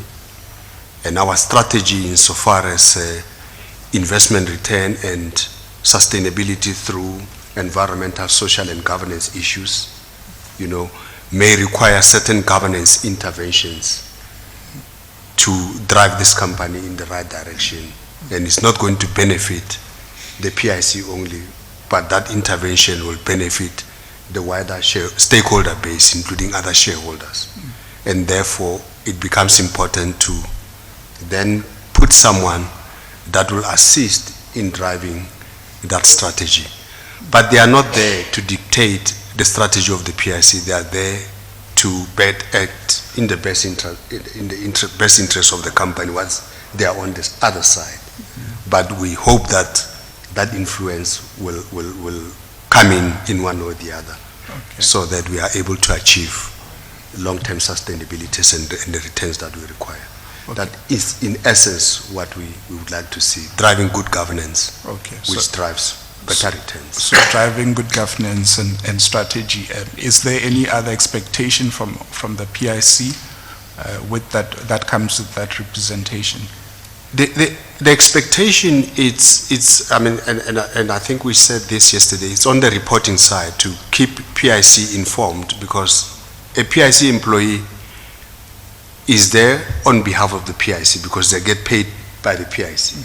You know, the fees that they generate go straight to the PIC, not their pockets. So from time to time, they must be reminded that they are performing a certain function. That will be part and parcel of their scorecard, you know, to ensure that they drive wealth, and therefore reporting on material issues is very critical, Yeah, you so know, for the that's organization. reporting to the PIC. It's important to the PIC to at least be in the know on things that will affect the PIC as a shareholder in the activities of the company. Okay, so why was it ever a reason for them not to disclose to the PIC things which later became revealed as this fraudulent scheme? Why was it ever a reason for them to raise as an excuse that they owed fiduciary duties to VBS, given that there are two expectations, and with the agreement between the two companies, VBS and PIC, that they are there to drive strategy and to inform governance, etc., but also importantly to report back to the PIC? Well, I don't know why that was the case, but from testimony in the report by Senior Counsel Mutau, it's clear that they were told to keep quiet, or they were bribed to keep quiet, according to their testimony. You know. In addition to that, by the way, the PIC has got a team from the Portfolio Management Committee that is also supposed to get appropriate information in order to keep us informed independently of them. But it appears as if quality information was not forthcoming from the company. Would you attribute the demise of VBS, at least from a point of view of the PIC, not having the early warning signs and not receiving early reporting from Mr. Nesani and Mr. Magula, would you attribute partly that to them? Or would you attribute it entirely onto them? I think it's a combination of both, because as I said, there's also a PMV team that should have been able to get the quality reports for us to make such an assessment, but they also had an obligation to keep the PIC informed as our representative on material issues, you know, and unfortunately that didn't happen. So by and large, I would say they were part of the management or the board of VBS, unfortunately, and management colluding not to provide the right information to the PIC and the regulator. It would appear, because the regulator was also kept in the dark, even though they had two compliance entities, one internal, external, to ensure that they check the systems of the bank are in good shape. The bank is compliant with the regulation, its regulatory obligations, but it does appear as if that was not the case. Even the regulator was misinformed on the activities of the fund, of the bank. Yeah, so they were appointed as far back as 2012, and it appears they got promoted. Was it ever reviewed, the fact that they then occupy subsequently top management, I mean the topmost management positions in their division, was it ever reviewed? Is it reviewed as a matter of general practice in the PIC? Yeah. There is that review, and I can't remember what it has revealed, but if you look at the bank itself, I think probably the PIC became a little bit laxed, you know, because the fact that they were promoted was because they were doing their work. and they were better candidates for those positions. And at that time, the reporting on VBS was good, to an extent that we ended up converting and, most importantly, providing a 350 million facility for contract financing. That was on the basis of the reports and continuous engagement that they were providing at that time, you know. I think the biggest problem came when Vele came into the picture and shareholding changed and so on and so forth. That's where we hit problems, and this thing was on a downwards spiral then on. Yeah. So, did you ever raise any issues regarding, on the reporting side, did you ever raise any issues whether the investment is performing well, whether there seems to be problems in the performance of the investment? Did either of them ever report? Yeah, I have raised those issues at some point, that especially at the time when Vele came in, I was concerned that Vele came in and we were not informed that there's a new shareholder. And the process of by which Vele became a big investor, you know, was done in a secret way. We didn't see it. By the time they were the biggest shareholder, and we asked why, and they said to us, well, the regulator has approved, they've gone through all regulatory requirements and they've passed, and therefore they are now the biggest shareholder. You know, so that was the start of my concern as to why such an issue, a material issue, is never reported. And we raised concern about reporting from then on. Yeah. Was that the end of it? I mean, that should have warranted, I think, a bit more than just being surprised and you know, expressing disappointment that they didn't report earlier that this had been the case. I mean, the PIC has been diluted significantly by this new shareholder who comes out of nowhere. Is that the end of what happened to them from your point of view? I think, Chair, Commissioner, we post that we met with the new shareholder. They provided full information about their credentials, and we took it to our board to say now we have a bigger shareholder into the bank, and let's move on, you know. And then things started falling apart very quickly, unfortunately, you know. Before we could make further interventions, we were taken by surprise by everyone else, you know.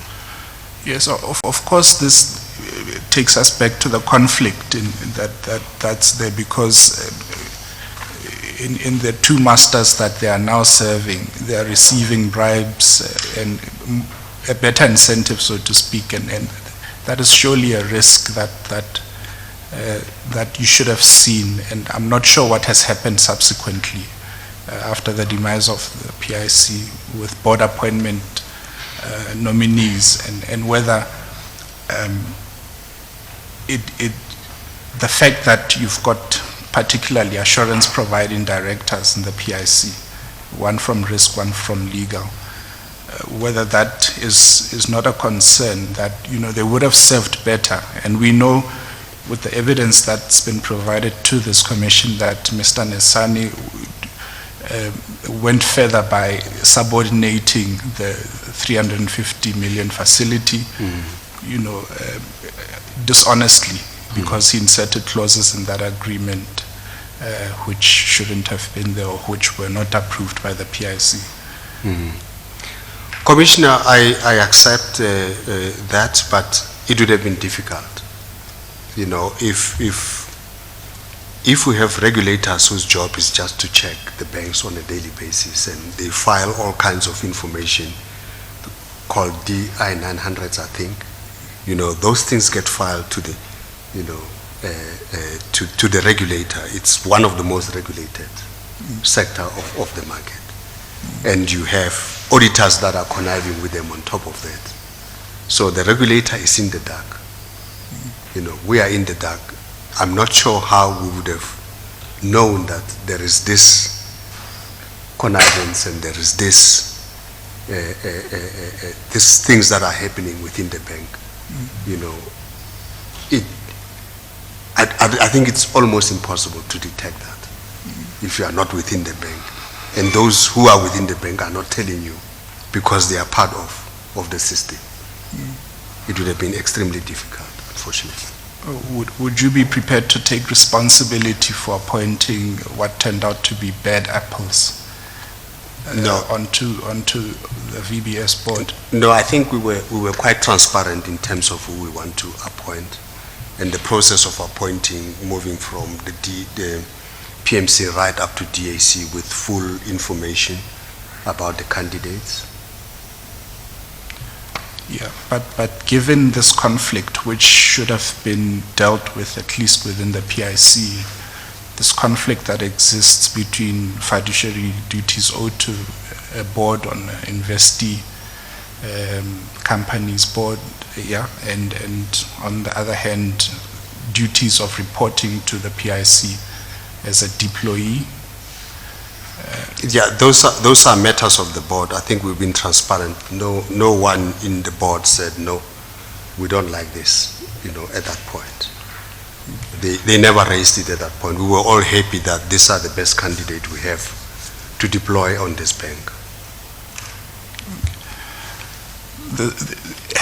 Was it ever raised with you, this question that they owe fiduciary duties to VBS, or has it elsewhere ever been raised by board nominees of the PIC that they owe fiduciary duties, they can't report comfortably? That was normally raised by the non-executive directors that are deployed. We used to find that a lot from non-executive directors that are deployed on investee companies, but not employees. And employees, we understand that there is that fiduciary obligation or responsibility to the asset, but they are there and they get paid their salaries. They earn their salaries from the PIC and not from the company. Yeah. So it's slightly different with employees. Yes. They need to understand that it they is are surely an working. exception that Exactly. that they can't. It can be raised as an excuse. Yes.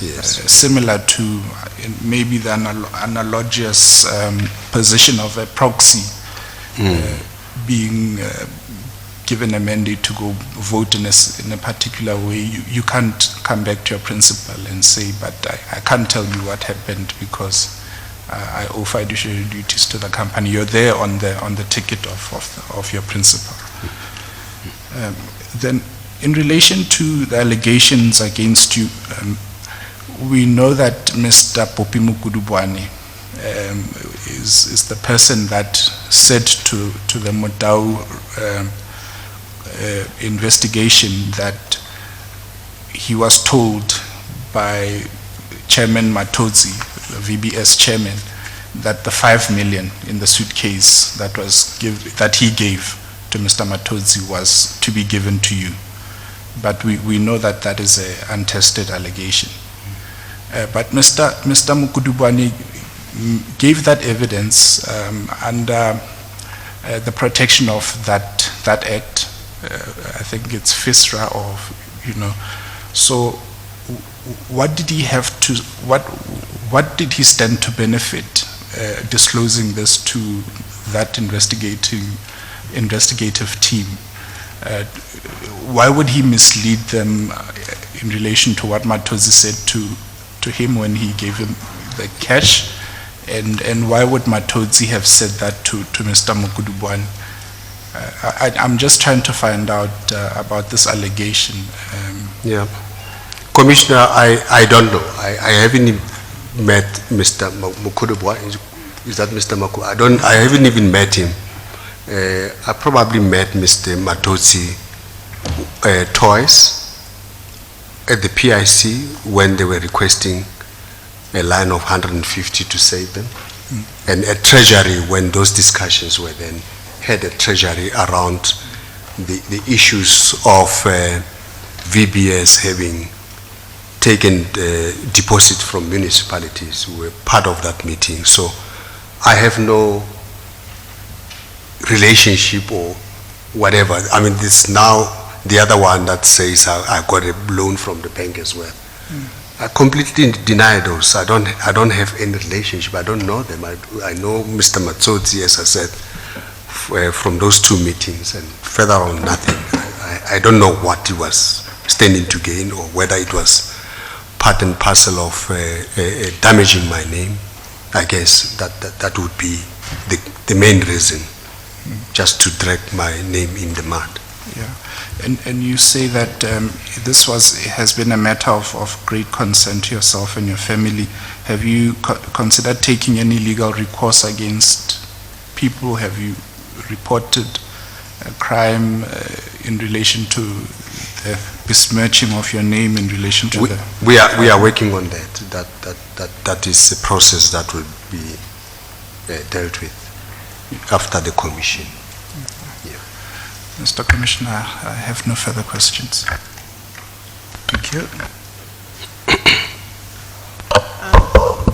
Dr. Matjila, there are a few things that relate to, and I appreciate all the area that has been covered now, but relate to me to areas in evidence that have come before the Commission before that seem to indicate lack of information in the PIC, which I would want to just get your views on. Mr. Nkwana, when he appeared before the Commission, said he was not aware that part of the conditions of the Investment Committee's approval of 350 million was that 200 million could be dispersed, and based on the performance, the balance of 150 million can be dispersed, and the whole amount was dispersed. Sort of the question would be, the second part of that this point was not included in the revolving credit facility information, and he then indicated that there were 2 additional clauses added to the RCF, which were found later. So there were 2 elements there. One, the approach to the full drawdown, and secondly, the change to, or the insertion of clauses that were not in the original. And as Advocate Chaba has said, that seems to have been inserted by Mr. Nasani, fundamentally altering the positions of the PIC. Yet you signed the RCF with those 2 clauses in June 2015. That would be one area. Were you aware that this had changed, or had you looked at this, or how did that sign-off occur? Ms. LaRocca also signed that off as a witness, even though she had been involved in drafting the matter. That would be the first question. I'm just going to put them together and then you can deal with it. We need to bear in mind that the amount of the looting, if we can just summarize that so that we just keep the context of this. The looting as identified was just about 1.9 billion rand, of which Vele and Associates were, it was estimated in the report that there were 53 people who were people of interest in this investigation. Vele and Associates was 936 million rand round figures. Ernest Nasane received 16.6 million, and Paul Magula 14.8 million, which are quite significant, both of whom confessed to acting inappropriately and receiving the bribes. So your comment on that as well. And then the third question of concern in a principal matter would be, Mr. Zonke in his statement said he was not aware that municipalities were not allowed to, in law, to invest in a mutual bank. If you looked at the question of roles of nominees, etc., surely people authorizing funding and serving on boards should know what the rules are around the investment options, possibilities, what's allowed, what's not allowed, because that is part of their role.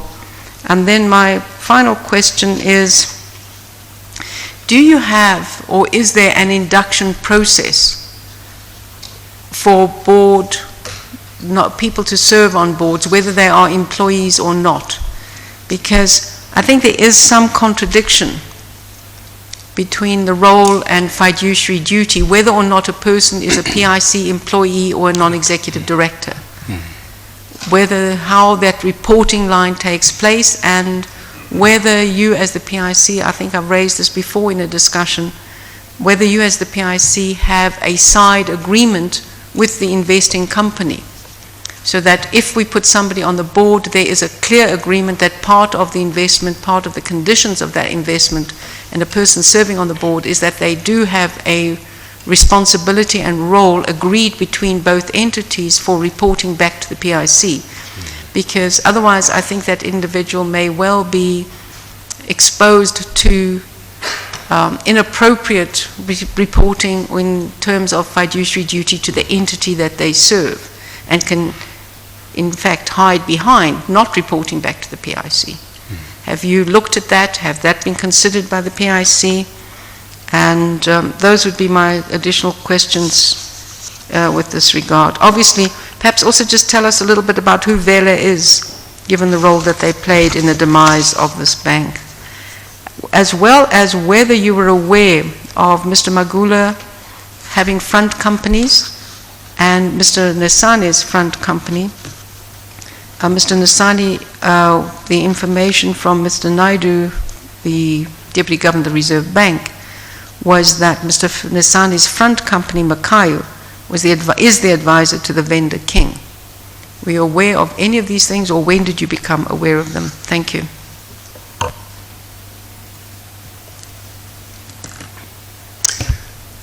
Commissioner, the PIC is an investor in many companies. And we play, depending on the instrument that we've provided, if it's a share, we play the role of a shareholder or a debt holder, or a mixture of those in instances where we've provided both instruments into the company. Unfortunately, we are not in the business of running companies. Those are the responsibilities of the boards that are supposed to manage the companies on behalf of the PIC. The best we could do is to put people on the board, as we said, to at least enhance the board's ability to be able to drive the strategy of the company and have influence in line with PIC's aspirations if they help the company to perform better. The responsibilities of those directors, if they are employees, we expect them to understand that they are employees of the PIC. But my question, my question is, do you have an induction in which they are fully made aware, cognizant of their role and what is expected of them to be when they serve on those boards? Absolutely, Commissioner. I was going to get to that. Yes. I'm trying to get to the answers. Okay, sorry, I'll try to be fast. So we have, and there was a policy. I think it's still applicable at this, even at this point, that we don't put someone on the board without having gone through this training.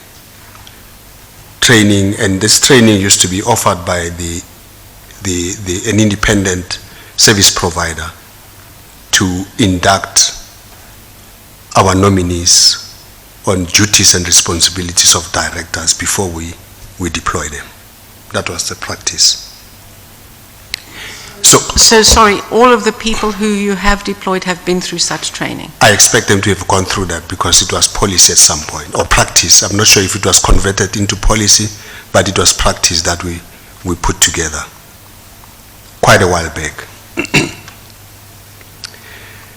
The process of the PIC, once an investment is approved by a committee, it will have a resolution that specifically says this is a transaction, this is how much you are putting in, etc., etc.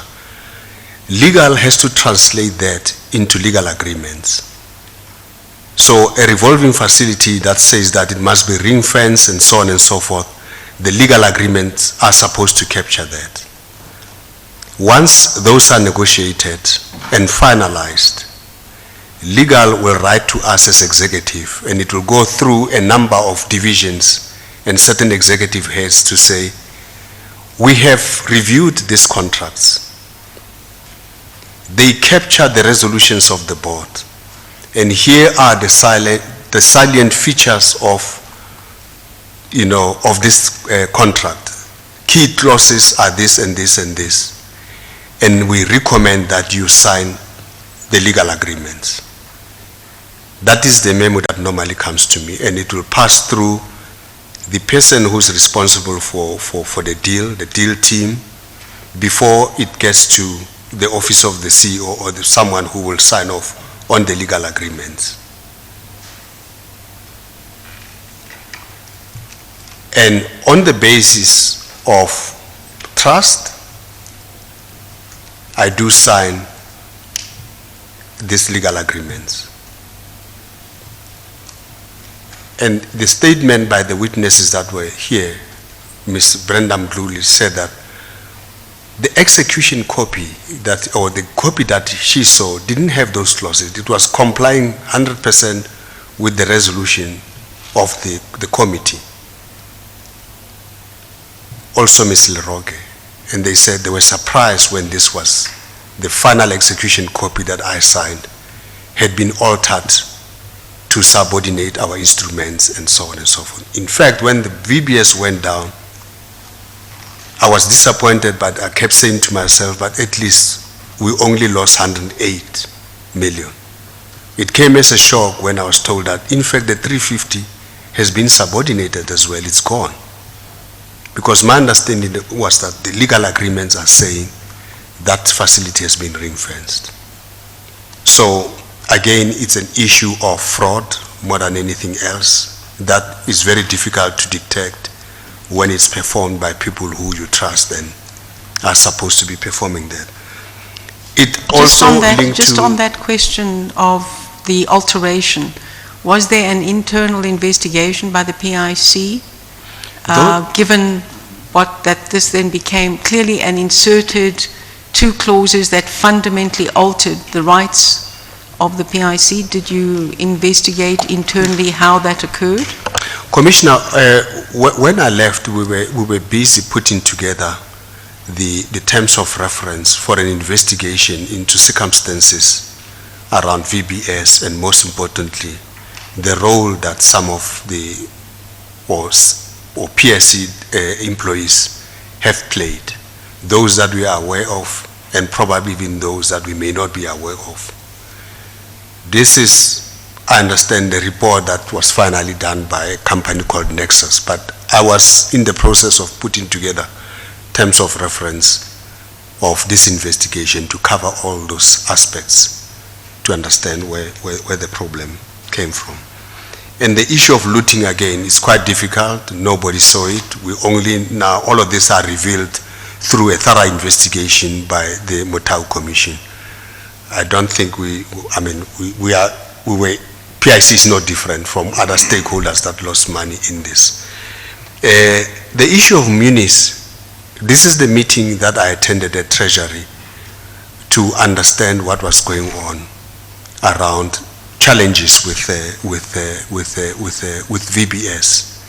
And that's when it was revealed by the DG and the Deputy DG that they actually wrote to the VBS and told them that they are not allowed to do this kind of thing. But unfortunately, this has been the practice that was going on for quite a while, So VBS has been acting in contravention of the Municipalities Act for a considerable period. So my colleagues, unfortunately, were not aware as well. I can come to their defense as well that they were not aware that there is that law. Vele, we only got to know about Vele once they were investors. And we didn't have enough time to do an investigation and understand how they're operating and so on.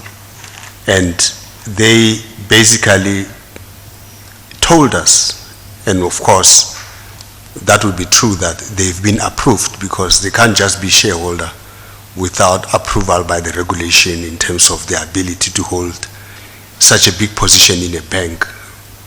They need to be approved. So we derive comfort that the regulator would have reviewed and passed them in terms of the law, that only more than 15% of the bank, they have all the they've met all the regulatory requirements to be a big shareholder, a shareholder of reference for that matter. So, Based on that, the evidence that was given was that it was not clear whether regulatory approval had been sought or obtained. So I'm not sure whether it's correct that they had it, because the evidence that came, I think it was from Mr. LaRocca, was that we did not know whether this had been approved or that had been granted. But I would just want to understand who Vele was. Do you know who Vele was? I don't have a big understanding of who they was. are. No, Commissioner, I'll be lying. Okay.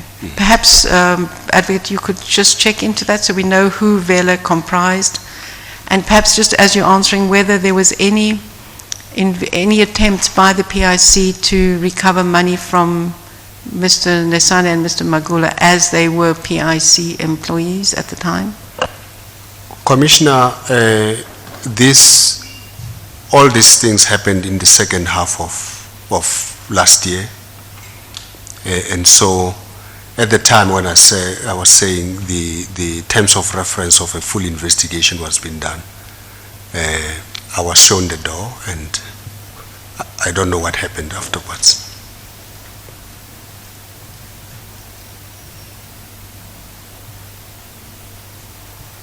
Thanks, Commissioner. I think, Commissioner, also the issue of board induction, we spoke about it briefly to say we haven't designed an appropriate SLA, with the nominee directors. I think there's something that PIC has to consider. And the advice says that it can be done, but that the board of the company must approve. So it can be done. Thanks. I've got two questions. The first one is about putting Mr. Magula, who's part of risk, I think, and Nesane onto the VBS board. Don't you think people who do assurance at the PIC, assurance work like risk, legal probably, maybe to some extent the monitoring, PMV, don't you think they should not, don't you think they should not sit on the board of the investee companies? Because of the work they do, that, if you sit on the board, then you must do some risk report. How are you going to be negative on a company where you are a board member? I think it's something to consider, but it also depends on the person. I mean, you can put anybody, as long as they have honesty and integrity, they'll be able to deliver, I guess,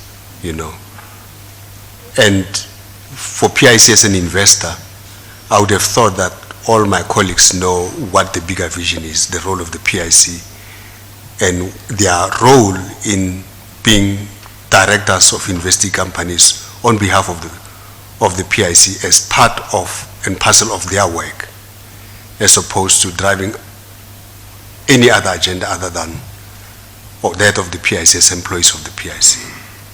But I fully agree with you. Maybe there's something that PIC must consider looking at, in terms of the different departments and what role they should be playing. And even to an extent that says maybe it's not appropriate for employees to sit on boards of companies where PIC invested, maybe a consideration, and have a completely different grouping whose job is just to drive governance issues on behalf of the PIC. That may be a better construct. But then PIC will have to pay them to avoid the same conflict that once they get paid by a company, and you may have that problem again of now owing allegiance to the company as opposed to the PIC. so that can be considered in the new model, based on the learnings from the past. And I mean, generally, you saying it depends on a person, it's quite an issue because, people are different, and maybe it's better to have the policies and the structures, than to talk about people, because you can never know about people. I mean, this constitution here in this country was created for Mandela, for like President Mandela, and you need structures, and people should fit within those structures. Yeah. But in addition to structures, you also have regulators. The people that we're talking about are representatives who have been approved by FIRES. In other words, Financial Sector Conduct Authority, to say you are fit and proper, you can look after the assets of clients, which would include the activities of sitting on the boards of companies. So there is that obligation as well in terms of the law that should be complied with, to be able to administer this kind of services, So I fully agree with you. There could be additional policies and that should regulate the activities and the behavior of employees. The next one is it's a bit different, and I'm sure it can be dealt with somewhere else, but maybe we can just quickly look at it. You mentioned that Mr. Matjila was leaking information throughout and all that. Across your statement, actually, you mentioned him quite a lot. And this is part of our terms of reference, The question is, without talking too much about it, the question is this: how many and who are the key leakers of information? Who are the key people at the PIC who actually leaked information? Yeah. You mentioned Mr. Matjila, but according to you, who are the chief people who leaked information? I think Mr. Maisela was here and indicated that he's been collecting information and passing it on to the police. Mm-hmm. We have no idea what the police are doing with that information of the PIC, sensitive information of the PIC.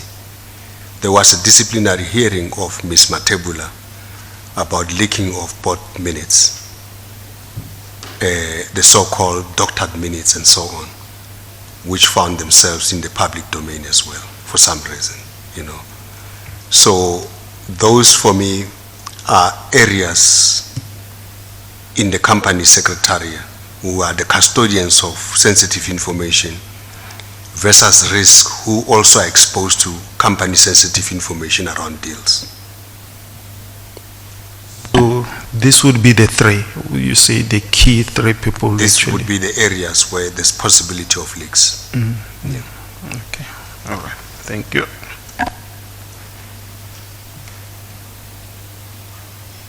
Anything else, Mr. Ulosi? Just one further question, Mr. Commissioner.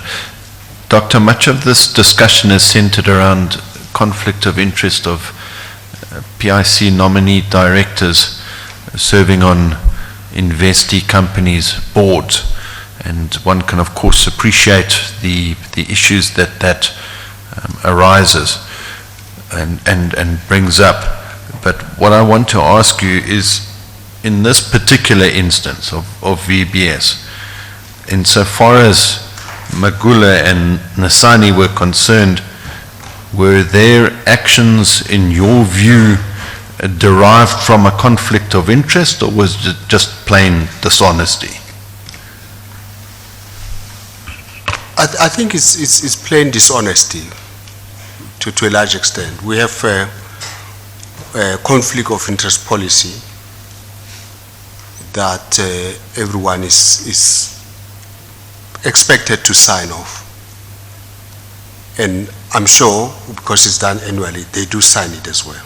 And they will say, you have to list all your your assets and possible areas of possible conflict and so on. And when it comes to things that you're conflicted, you have to manage that properly. You know, so that hasn't happened in the instance of VBS, from what we know now, that there's an element of serious conflict that has led to this sort of behavior. No further questions, Mr. Commissioner. Yes. Mr. Commissioner, thank you. That's the business of the day, and your reservation expressed yesterday became true. I was too optimistic. I was hoping for a third investment, but that's how far we can go today, and I would request an adjournment till Monday at 9:30. Yes, just for everyone's information, on Monday, my colleague, Ms. Marcus, will not be here because of some commitments that she says she has to attend to. So it will only be the two of us sitting here. All right. Having said that, we shall then adjourn until Monday. Date? 9:30. 22nd It's the 22nd. at 9:30. We'll adjourn until then. Thank you.